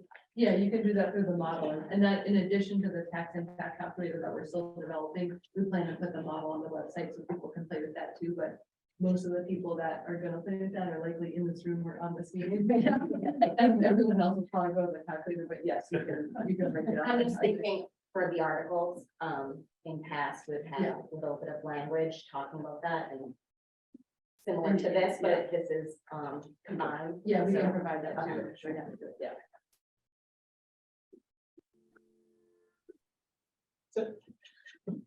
George, that's all we got. Yeah. Oh, Tom, is that all? Gee. Great presentation, and thank you to Rick and Janet and Alex for joining in. I know we've asked a number of questions throughout it, but let me throw it back out to the committee. Is there anyone who has a question that they did not ask, that they would like to ask of any of our presenters this evening? And I can't see you all, so just sort of speak up if anyone has a question. Nobody's raising their hand, George. All right, thank you, Sue. All right, then, hearing no further questions from the AdCom folks, let me throw it out to the people who have joined us and have sat through this presentation. There's a number of folks who have joined us. So if you have a question, would you use the raise hand function, and I will call on you. So does anyone have a question from the public? Don't see any raised hands either. I see no raised hands. So Tom, Michelle, and team, I guess you've done an outstanding job. So thank you very much. Thank you all very much. Thank you. All right. Oh, Rick has, or are you just waving goodbye? You, Rick, Janet, and Donna. Thank you. Thank you. George, do you need us for any part of the rest of your meeting? No, I don't think so, Tom. I think this was great. You guys can leave.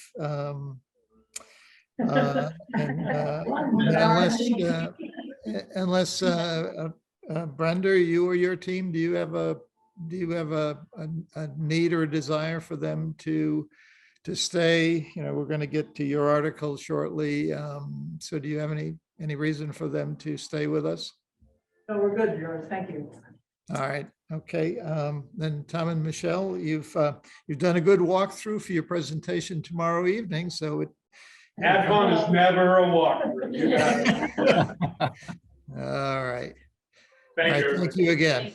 Bye, Tom. Thank you. Bye, John. Thank you. Bye.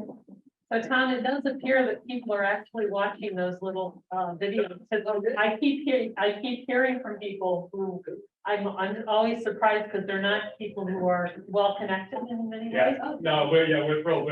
You know, and I think keeping them short helps. Yeah. Yeah. That's all right. Well, good job. All right, so for AdCom, the next agenda item that we have is to continue our review and discussion of the draft comments for each of the three articles.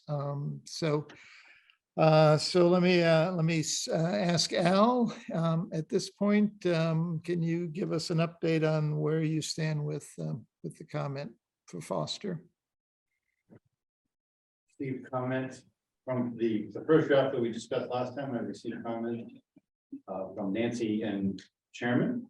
That was it, and I have sent it over to Ray, who's on the call here. I see for asking him to both sort of verify a few data points that are in there and also provide any sort of additional thoughts. I asked him, I did ask for a little clarification in particular on kind of the alternative analysis process.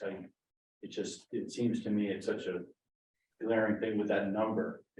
The automatic question is, couldn't we possibly have built this some other way to be a lower number? And so it's the section of it I think was most in need of strengthening. Okay. All right, that sounds like a good approach. Appreciate that. And let me just add to the rest of the AdCom members, if you do have any comments that you wish to address to Al and Kristen, who have been working on this comment, would you get those remarks over to them so that they can incorporate them into the comment that we will review and hopefully approve in 2 weeks or so. Nancy, let me ask you about public safety. I know you've done a lot of work on updating that comment, and it has been sent out to the team. So can you just sort of walk us through that a little bit, and we can have some discussion on whether there's additional edits that would be forthcoming. So. I think the biggest edit that is forthcoming is, or let me step back and say, I sent out a version last week, and I got some comments back on that, and then resent it out. I can't remember when I resent it out, Monday, maybe? Yesterday, yes, and it appears that all the comments that I've gotten since then have been more about format versus content. Okay. So I'll continue to work on that so that the content flows correctly. But the biggest change is the one that was in the green highlight, that's just a placeholder that I stole from a more in 2021. So that part of the comment obviously needs to be updated based on tonight's conversation, and I will be leaning very heavily on my committee to put that paragraph together. Okay. So I would expect, well, our next meeting. Are you still looking to vote on the 28th, George? Looking to vote and finalize on the 28th or 29th, depending on where we are with, with getting the final drafts of the comments out to the team and having people have the opportunity to read through them. So, Okay. so I would like to be able to vote on those dates, on either of those dates. And certainly it's not an absolute necessity, but time is running short. So. Yeah, and I can say, at least from the public safety facility article, as you know, there was no vote needed from conservation. So and the planning board voted unanimously. So we're done with the permitting boards. Right. So I think I'm looking at you too. I think we could finalize this comment based on tonight. I'll get Michelle's materials. We'll probably work with Sue and John Asher to, really kind of fine tune the comment as it relates to the impact to the taxpayer, because I think that's probably the most interesting part for everybody, as opposed to how the function of the bonding. I have a question about that, but I'm not, Yeah. I have to. No. So, but other than that, I would hope to have, for the committee, a, hopefully, fairly final version of the comment early next week. Okay. So that we could go into the meeting on the 29th with it tapped down with everybody. So the more people can provide comments before we actually get to a meeting. Thank you, Caitlin. Is the better. Right. It does help the process, that's for sure. And I really appreciate, Nancy, the information that you sent out from Bob Garrity and his team on the comparative costs of some of the other stations that they have built. that, the architects, Castle Booze has built, and, and especially some of the demographics around the communities. So I think it helps to put the cost of this facility into perspective. So that was great information. And also the anecdotal comments from the chiefs about the station. So appreciate that. And that, good point, George. Is there additional information? I know Tina had asked about the running of electric buildings, and they were gonna try to get a little bit more information on that. But is there additional information that you're concerned about, George, or that anybody else? I feel like there was a flurry of activity today of really good information. I thought the two graphics from KBA and Mel were particularly helpful. Yeah. And I'm sorry, George, just to put on the last thing, I'll weave in my liaison report, if you don't mind, as well, because one of the things people may not have caught, if you haven't been playing along at home, the public safety building facility, as you know, when Bob came and talked to us as a group, they were going to do the 60% construction cost estimates, and that came in. So they have 60%. So what that means is 60% of the construction documents have been completed. So they go out and they get a new estimate. Hill hires an estimator, KBA hires an estimator, and then those estimates are reconciled. So that reconciled estimate at 60%. So this is 100%, but based on 60% real numbers. Their cost has gone up slightly. So the cost of the building now is $39,658,840 is that. So when you add on top of that, the fixtures, the AV, all that stuff that's being added to the building, you may have noticed that in the comment, the total ask has now gone up to 49.7. So it will be up to 49.7 is how it will read in the recommendation. So that when you look at that number, and I just lied because it's 49,000 is a different number that I'm looking at. And does anybody have a comment about it?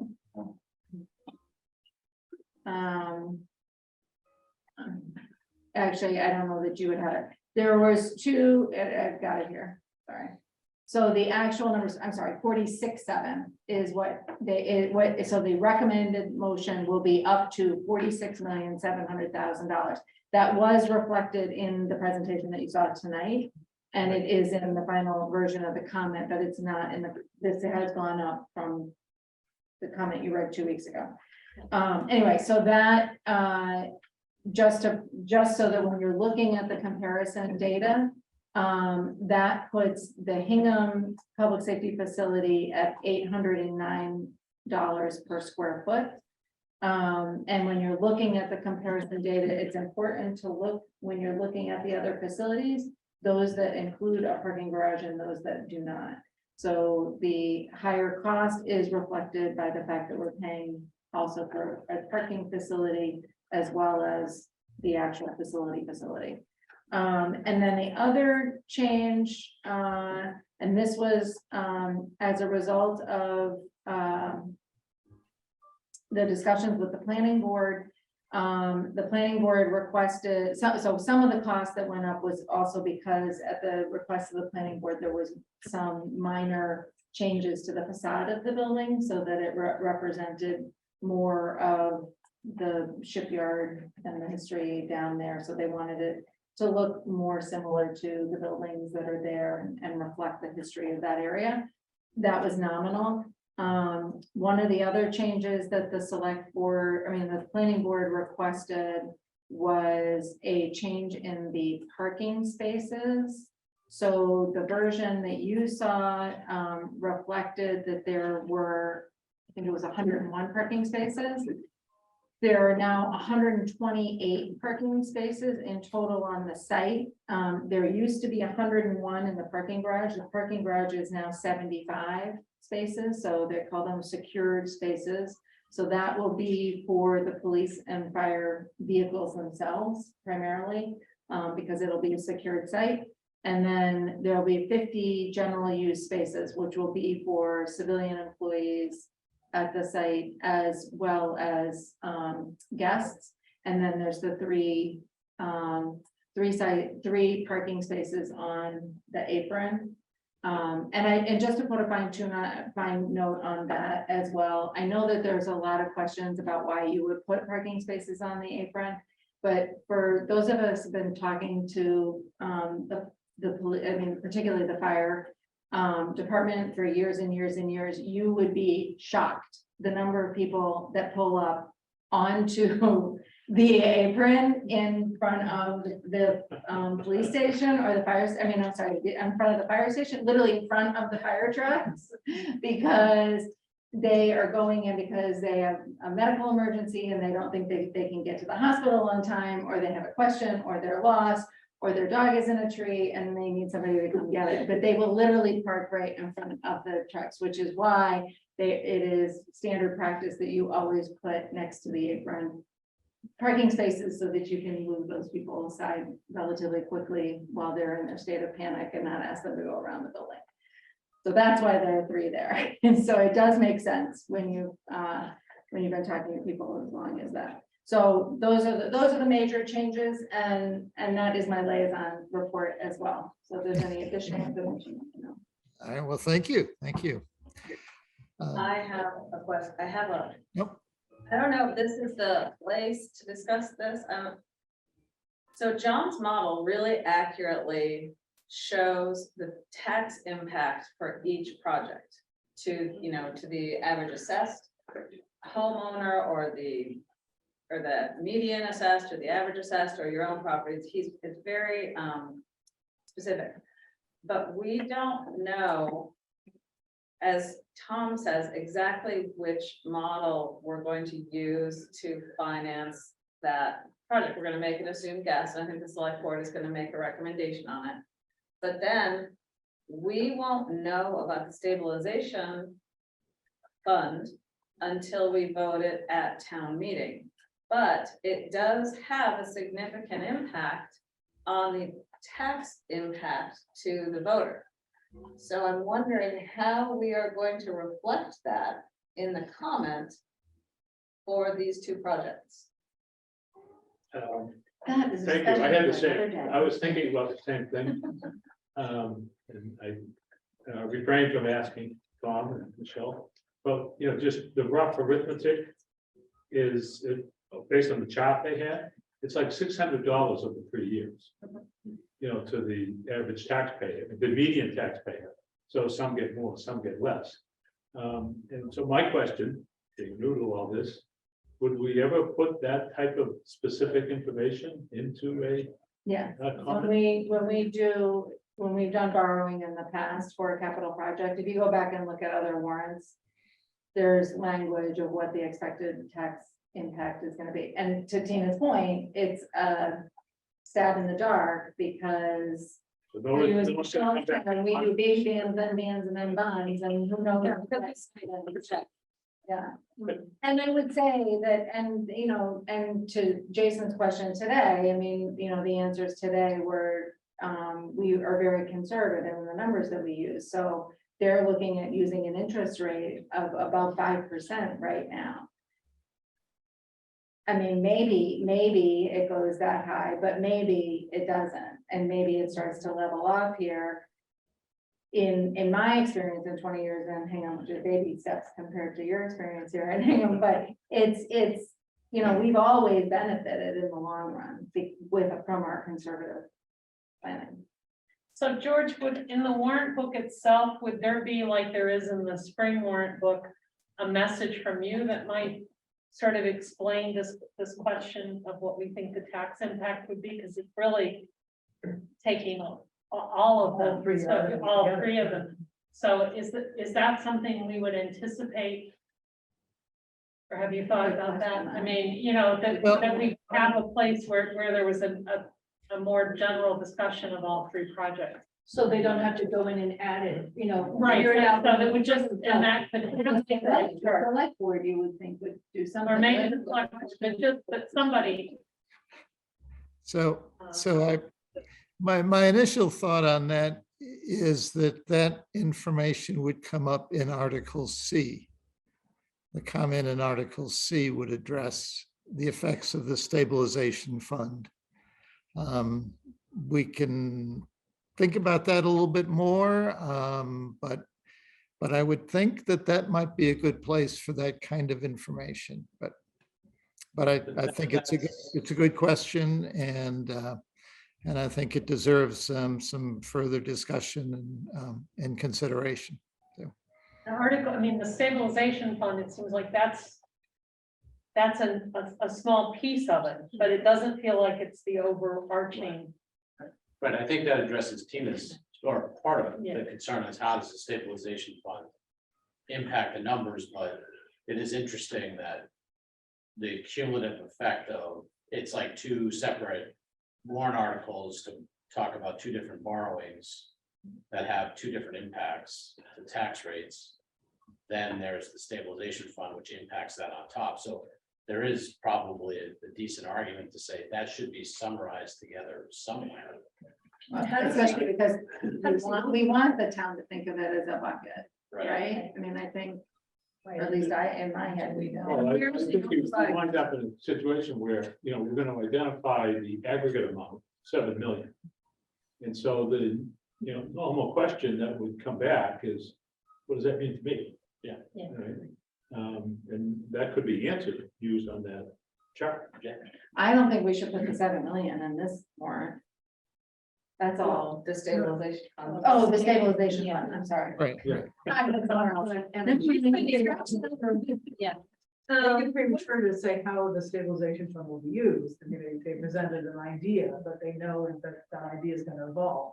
So I think, at least that's one of our questions as a committee for the rest of you, is it seems like the message is, we're setting aside the money, we know we're going to use it to reduce the increases in tax impact that we expect. We will propose each year how best to use it once we know market conditions, what we know we actually borrow the money for, at what rate, and that kind of thing. But I don't think we can lay out a very specific plan and have it be at all credible at this point. But can't I agree. you, can't you say, I'm sorry. Oh, I was gonna say the years that we apply it could even change depending on when you actually bond the advance versus the bonds. But you could say, the application of the stabilization fund will reduce the median per individual's taxes by. Depends on what year, you're talking about. And we vote the article after we vote the two projects. That piece I understand, I do understand you're saying that. But I'm just- it's a sizable impact. Yeah. It's a valuable, You don't know that. We don't know what the order of the articles is gonna be. oh, okay. The order, the order right now is not what the order is. So it could be that the moderator decides to discuss C and that Okay, that this is the impact on A and B, if you vote yes, and here's the impact if you vote no. except we have to vote at town meeting every year whether or not we want to use that money and how much. Right, but I think Exactly. it's more of an important conversation this year in terms of understanding. I really think it is. Yeah. I really think. This is what I'm unclear on. But I don't know how we would put it into the article. Because the impact, we can do the flat out impact of what Foster and the public safety facility building, how it will impact taxpayers. And those numbers can sit by themselves, and you can say the median assessed value impact will be this much. But that's going to be higher than if we use, I would say the obvious, but it's a really good marketing point. Well, Stu, is there a difference between, and from a financial standpoint, of what we should put in the warrant versus what we would discuss at town meeting in terms of a lot of the numbers would be conjecture, right? Like, yes. So will you give us guidance on that? Well, John? We shouldn't have let them leave the room. You know, I didn't want to bog them down in this, but A lot of this is conversation. This is when George gets up and presents the warrant and whoever gets up and speaks on the individual articles. Like you said, you don't know what order it's gonna be, so. So part of it is right, and I know this is very different, but and it's the only one that I have at my fingertips right now, but for the special town meeting, in order to acquire the property. For it's literally one paragraph. There's no introduction other than the moderator's standard introduction. It goes right into the article, and there's one paragraph at the end that just says, we're in a favorable, you probably read it in mine and it's highlighted in green. But we're in a favorable period for borrowing. If town meeting approves, property taxes will, it's anticipated we'd use a ban and then transfer to a bond, and using a 3.5% tax impact on the average homeowner. The N Hingham, $60 in year 1, decreasing to $48 in year 10, period. Like that's all it says. So it's kind of I mean, we don't know the exact numbers or how this will be used, but we have a process. I mean, it seems to me that's what we're committing to. We're committing to taking that money and putting it aside to use it in this way based on whenever we go out to, it's all of those factors. So we're really just talking about a process that we're committed to. And we're committed to the process of amount, assuming both pass, right? I mean, like, in a bad scenario where one passes and the other didn't, I assume we'd make a different decision about how much. of that Well, or the money. 7 million might go toward, I Or mean, might a would long go period towards of whatever. time. The whole purpose is to reduce the tax impact, so it can be used probably, I mean, again, as I understand it from John Coughlin, who helped to write the warrant article.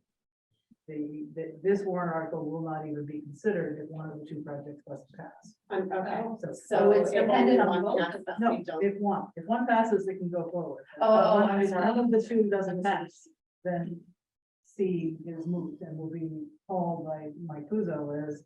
Well, so that will be the third But one. it will have to be the third one, I Yeah. think, time-wise, in terms of the placement. But, I'm sorry, Brenda, I can't hear you very well. Could you speak up, please? yep, according to John Coughlin, who helped to write the warrant article, as long as one of the other two articles passes, then Article C will be considered. But if Right, neither okay, passes, yeah. it's moved, and it will be called so in the meeting by Kuzo saying there's nothing to vote on here because Right. purpose of the stabilization fund is for these two projects, and if one of them doesn't pass, if both don't pass, then. Okay. Did I hear Michelle correctly that she gave a proposed usage of this $7 million, like 1 million in year 1 and She said that's their current idea. we but have- one- so we do have at least a preliminary idea of how the fund might be used. So we could back into what the impact would be on the taxpayer who owns a medium valued house in town, correct? You can see that in our model. when we Yeah, worked she through did. this. So we could, in the comment for Article C, we could come up with some language that would be generic enough, but would give an indication to the taxpayer of what they would receive in a benefit from the passage of Article C. I think there's a risk in that, because I think we're describing something that we really don't know. What we Well, can say for sure is that it will be used to reduce the impact. Well, you're right. I mean, we won't know the exact amount until each year passes, but we have to put something in the comment to say why we're taking $7 million out of fund balance and sticking it into a stabilization fund that is to benefit taxpayers in the initial years of the funding for these projects. So we need to come up with a number in there, and we can couch it as we will with, every year we vote on this and it could change, but one projection would be, or, I'm just sort of rattling off numbers here or words, but But it could be framed in such a way as to give the taxpayer an idea of one usage of the fund. You could do something that would say, I mean, with all these caveats, but for example, if the town were to approve $1 million in fiscal year or whatever, this would be the impact. I So guess you what I'm give- getting but it's given concerned this, given that. Right. and Yeah. And then in Article C, are we basically rewriting Michelle's presentation tonight, so you get the whole story, because otherwise, if you just write 1 million, 3 million, 2 million, 1 million, that's just like the one. Well, I think the benefit that we're gonna have, right, George, is we're gonna be inside. We're gonna be back in the gym, so that, I think that it would be, somebody, I don't know whom, but to take some version of that, of those slides tonight. I don't know if it's the select board does that, but take some version of those slides and present them. I mean, I think that visual data for the average town person to understand what we're talking about it would be really powerful. We haven't been able to do that the past 2 years. And that might be a place, I was gonna ask where we're gonna get in the override. And if you do the visualization, it's an opportunity, and I assume that's gonna come up. Right. People, But where, it's not, which it doesn't fit in any of the articles. Well, So the override is. No, but to tell them about it from the financial, like, what's the impact on your taxes? comment or two, they won't be in, I understand, and I understand it's not actually in the warrant, but that's what I'm saying, the visual, that would be really helpful. I agree. I might People will be part ask of a, that. of a select board presentation. I think that's why they're going to have 3 outreach sessions. I think this presentation probably will be part of the outreach to all citizens. Nice. In 10 to 1, yes, there probably will be a presentation at town since we are inside.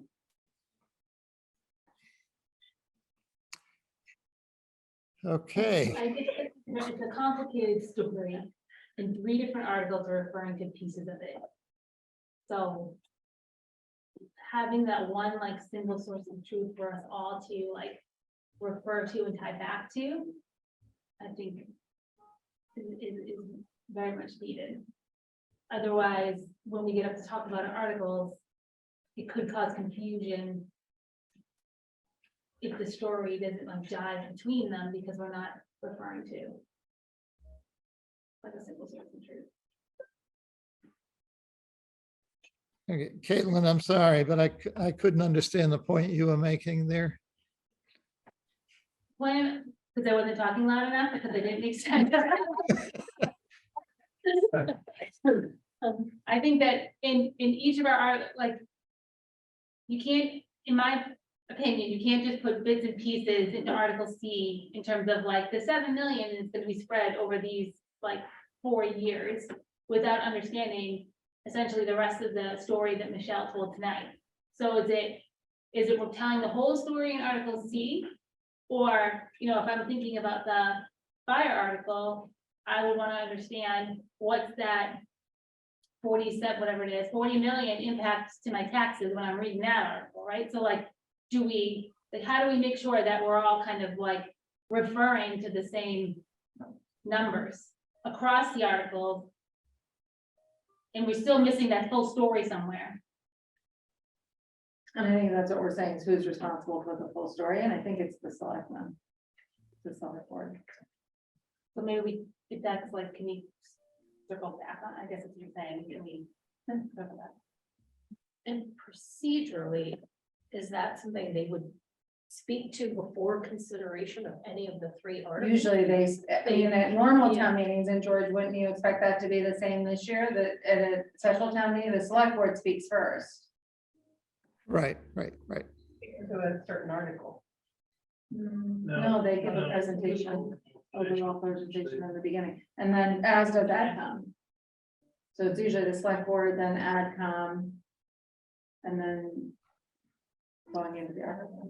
It feels like it's gonna be hard for us to talk about the impact of the stabilization fund.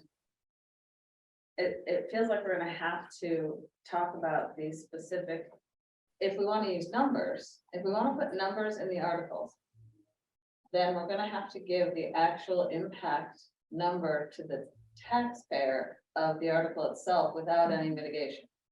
But saying, but see, Article C.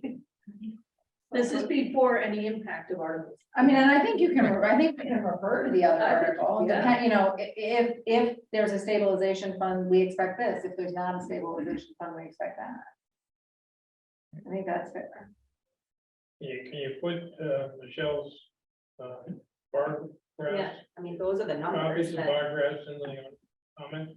like, those, I mean, those two graphs showed what the tax impact would be with the stabilization fund and without. So those are the slides you have to use. I mean, granted, you can't use those specific numbers because it was overall with the two projects. That's why I was asking, can you break it out? So they have to give us that. They can, Yeah, so I mean, John can do that. yeah, so I think one. And then, but then to That's what we Caitlin's have. point, like, there should be, the select board should be saying, this is the total, overall. this is what we're talking Yeah, and about. each our article. article together. And then should add the up to individual it. articles say this is the impact Yeah. on what they said. Yeah. But can't you, What, I'm only saying. that- No, go ahead. Can't you just only do year one? Oh, right. Because. Well, I mean, in this one, we Yeah. said what we It's gonna be expected in enough, year yeah. 10. That's tricky though, because of the ban bond. Well, not, Meeting I'm just saying, that each year. Town meeting has to vote on, what comes out of the stabilization fund. One, We're gonna have articles I for 4 think years. I think you can explain though, if you have the purpose of the fund. To mitigate that hockey stick. Then any example you give, you're gonna get as an example. Oh, no, you just couch it with the language Yeah. of, this is what we know, and this is what we're anticipating. Projecting, whatever. Let's do this, so it doesn't like anything, so. So the caveats are gonna be. Bigger than the article. Long and then one sentence, so it's gonna feel like. I'm gonna retract my earlier suggestion about the $600. And the reason is, in this way, that if one passes and one does not, then I don't think it's a foregone conclusion that the entire 7 million would go for the remaining one. And so we would really wind up with kind of trying to give a messy example based on if two pass, if one passes, if one of the others, because I think, you know, the town would be right in saying, well, all right, if the school passes and public safety doesn't, do we want to put the whole $7 million there? But I think that the numbers that they were just giving as examples anyways, if one passes and one doesn't, those numbers could be totally different because they could change from a 30-year to a 20-year. Right. And then, you know, everything would totally change. So But why isn't it fair to present, as Michelle did tonight, with the assumption that both will pass? I mean, there's a demonstrated need for both. There's no compelling argument against going forward to either of these projects because there's no alternative. So we're just talking about how to pay for them. So And that presents worst case scenario, because it's the most impact to the taxes. Of assuming both pass. but you're assuming both, I think you should assume both pass, I both agree. pass, that, they're being recommended by all those interested parties, and then it seems to me it's fair to, using that assumption, say what the impact of the stabilization fund would be, and if somebody wants to argue a different side of that, well, I suppose I would say the burden is on them to come forward with the numbers and say, well, if we don't authorize borrowing for the public safety facility, then the impact will be significantly less, and this is what I calculated it to be. I mean, I don't think it's our job to tell what the impact is going to be, assuming the town acts contrary to our recommendation. I mean, our being, we haven't voted. but I agree with you. I don't think we should take it on the rule of straightening the impacts separately. Yeah. So I think part of the issue is we have to vote and have a comment ready to go basically at the end of the month. And we just heard there's gonna be a whole campaign in October about educating people, and assuming by time of town meeting, some of this information will actually be better understood, which makes it really impossible for us to include it in the comment because we don't know where they're going with the discussion. I mean, I think that's, so that's And what I we think, can do. and I is think talk it's about fair, I process. think it's fair that gets clarified at town meeting as part of the presentations. I mean, we can all, the by definition, the warrant has to be written 6 weeks before town Right. meeting. So every year, whatever we're doing is always there's gonna be more information that comes between when we actually submit it and when we get there, and that's what the clarification comment. What additional information, excuse me, what additional information is there? Is gonna be developed? I thought the purpose of the 3 public meetings was essentially to make the same presentation to a larger group of people. Well, except they're gonna have a recommendation, as I understood it, from the select board as to which of those things we do. Which of what things? In terms of what was laid out there tonight, there'll be more of the option. Well, yeah, but I mean, isn't it obvious what they're gonna do? I mean, So the select board will vote tomorrow night, is my understanding, on what financing options they will include in the warrant. So, But we're not meeting until so we we, vote. so we will know what financing options there are as of tomorrow night, unless something changes. And we'll know how much money that they're going to put into the stabilization fund. And that's the information that we'll have, and that's the information that has to go into the comments. And, it may be difficult, but we're going to have to write the comments to reflect how that stabilization fund could be used and what the impact would be on the average taxpayer. Yep. But are we gonna, on the other comments? I'm sorry, what? In comments A and B, are we gonna talk about the impact of the buildings on taxpayers as well? We are, yes. Right, in those ones as well? Yeah, you're right. It's in the comments already, right? And it's in Nancy's comment that the impact of the taxpayer is X dollars over Y years. Yeah, so each comment stands on its own, and then the Right. question is, how do you get to another single source of truth? Right, and how does that $7 million affect the Yeah, average right. tax? We say, Or they have everything it like put that. together. But then somebody pulls it together in the comments beforehand, and then it's updated at town meeting with any additional information. But to Andy's point, from the public safety facility, all of the votes will have been taken by the time we go, so there won't be any additional information. And the only potential on the Foster side, I believe, planning board is ready, right? And might be conservation. I mean, they may not be 100% ready by the time it goes to the warrant, but pretty much every other board and committee that has a vested interest. That would be an upgrade if the Conservation Commission had voted. Well, that's a different topic. Well, no, I mean, they have to stay in their lane. I mean, they're firing them out now.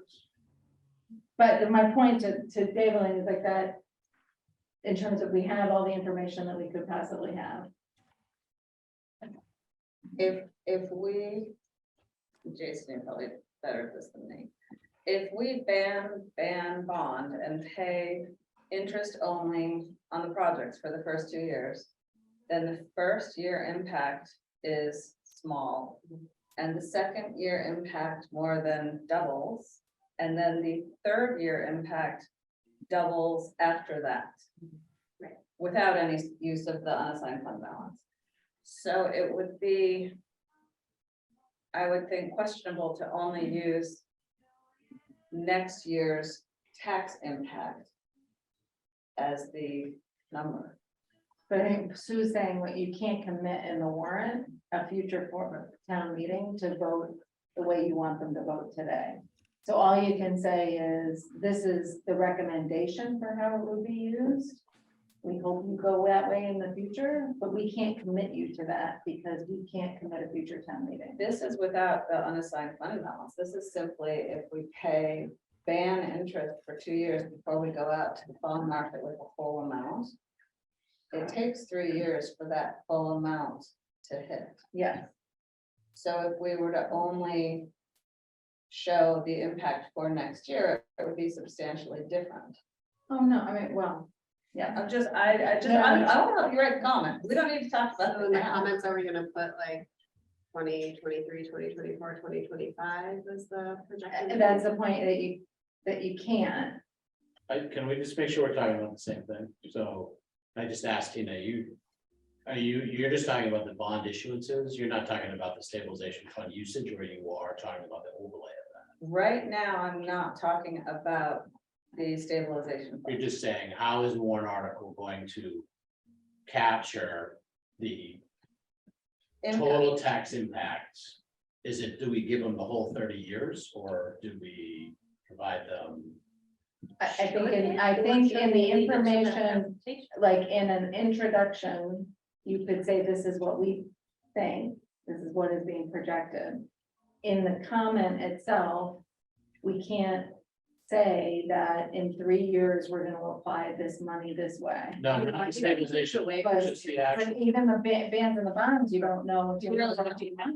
No, I know, so But George, I help rein us in here a little bit, because I also feel like we're going off the rails a little bit. Like, I know that we've never borrowed this amount of money before. So it definitely has to be addressed, but I also don't know that in any warrant, we've gotten into the specifics of the bans and the bonds. I think we're too deep into the weeds with the ban and the bond. We should just be dealing with the bond borrowing, the full $139 million, and not worry about the first 2 years or because we just, I think it just overly complicates the issue to think about it as ban, and then bond it. It's just, when we borrow the $139 million, this is the impact to the taxpayer. I think that's where we. And it hits, and it'll hit in 2027. And it'll, right, and between now and when we actually borrow the money, lots of things are going to change. So, maybe we don't do bans, maybe we do a larger borrowing. So not to interrupt, but I guess I am. Yeah. So the same philosophy applies to the stabilization fund. So it's a little bit less about how it gets applied and a little bit more with the overall. Right. Right. So at $7 million, $600 could be the total sort of impact, or something to that effect. And that's Right.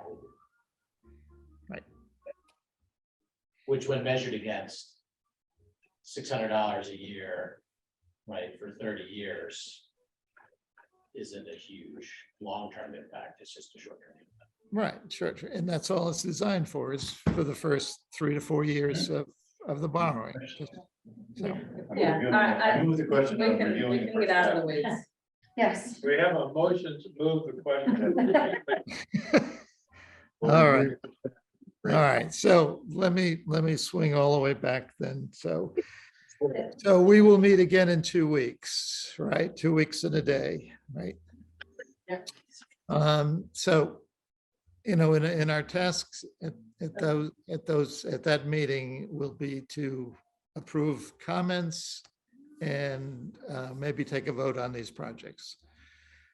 And if we don't do that on 2 weeks and a day, then we'll do it in 2 weeks and 2 days, right? So, so any comments that, any editorial comments that anybody has that they want to give to Al or Nancy or Brenda, please get them in as quickly as you can, so that when we meet in 2 weeks, we're kind of looking at, what should be final drafts that we can vote on, with maybe the placement of a comma being the only issue at stake.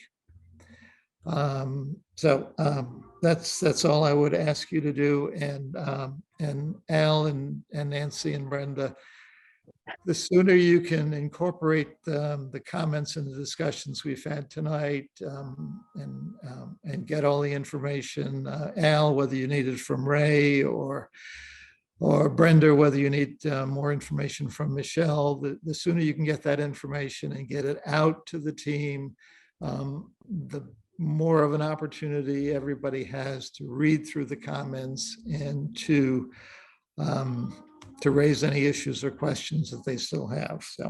So that would be my ask of everybody. And then I would move on to liaison reports. If anybody has a liaison report. Ray Esty raised his hand. Okay, Ray, you're on mute, so. Thanks. I was just waiting to be acknowledged. I was happy to wait. I didn't want to interrupt Ray Estes, 92 Fort Hill Street for the school building committee. So just an FYI, I did review the draft comment that Alan sent me, and I just sent him back suggested edits, which are somewhat lengthy. So I've let him know in the email. I'm happy to discuss it with him or anybody else who's working on it, if there are any questions, clarifications. But I think I've given a lot of information there that he was looking for, and some additional edits that I hope will be helpful. So just want to let you know. Appreciate that, Ray. I know you're a busy guy, so I appreciate your taking the time to respond as quickly as you did. No, absolutely. And just you mentioned the permitting schedule before, just as an FYI, we go back to planning board on the 19th, and we're before conservation again on the 21st. And those are the only dates that are currently scheduled. Great. All right. Thank you. Does anyone else have a liaison report? I have one for the Climate Action Planning Committee, but I'll abbreviate it. Maybe go into more detail next time around, but the Climate Action Planning Committee was planning to have a public outreach September 14th and September 20th to increase the public awareness in terms of what the actions are in terms of developing a climate action plan, which are significant. But unfortunately, it looks like the public outreach for the public meeting on September 14th is going to be postponed. The reason being that last Wednesday, in preparation for that meeting, they were shooting a video where different members of the committee would give cameo comments on how the program was going, and there's a lot of interesting things happening there. However, it turned out to be a COVID spreading event, and a number of the participants got impacted. So I'll expand on all this in 2 weeks. However, the video beyond, I myself much better, I'm still jet lagged. The video version that was taking place on Monday night, and it's the 20th, is still taking place. Right. Those in quarantine can do that. So you can participate that way, and the in-person one will be rescheduled when they're out of quarantine. Okay, thank you, Joe and Brenda. Any other updates? I do. So challenging news and then generally pleasant news on the, so to be South Shore Country Club pool project, which I updated last time, was approved by the planning board. A group of residents have submitted an appeal to that decision. Four residents have submitted an appeal to that process. The bid holds for 2 weeks. There's little likelihood of resolving it in the 2 weeks. Christine Smith even estimated it could be a year. In terms of the whole legal court process. So the pool process, the pool project is meaningfully in doubt.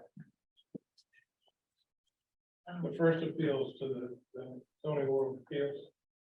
To their decision, yes, it is to the But it's planning board. district court, planning board, yeah, the planning board. I have the thing here. What is the appeal directly to the Superior Court? Or Land court, planning board? clerk's office, land court department. So they have filed an appeal, or they just. They have actually filed. This is an appeal going from the decision of the Hingham Planning Board filed with town clerk, approving the applications for the site of limits. And they are looking for, and at the end, it is,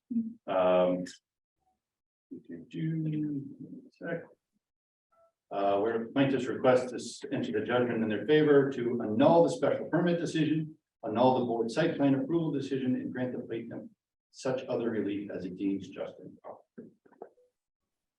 It should kill the project. Michael Bonner, Acito, Bonner, and Paul. That's a shame. So what's your pleasantness? It's Tina's birthday.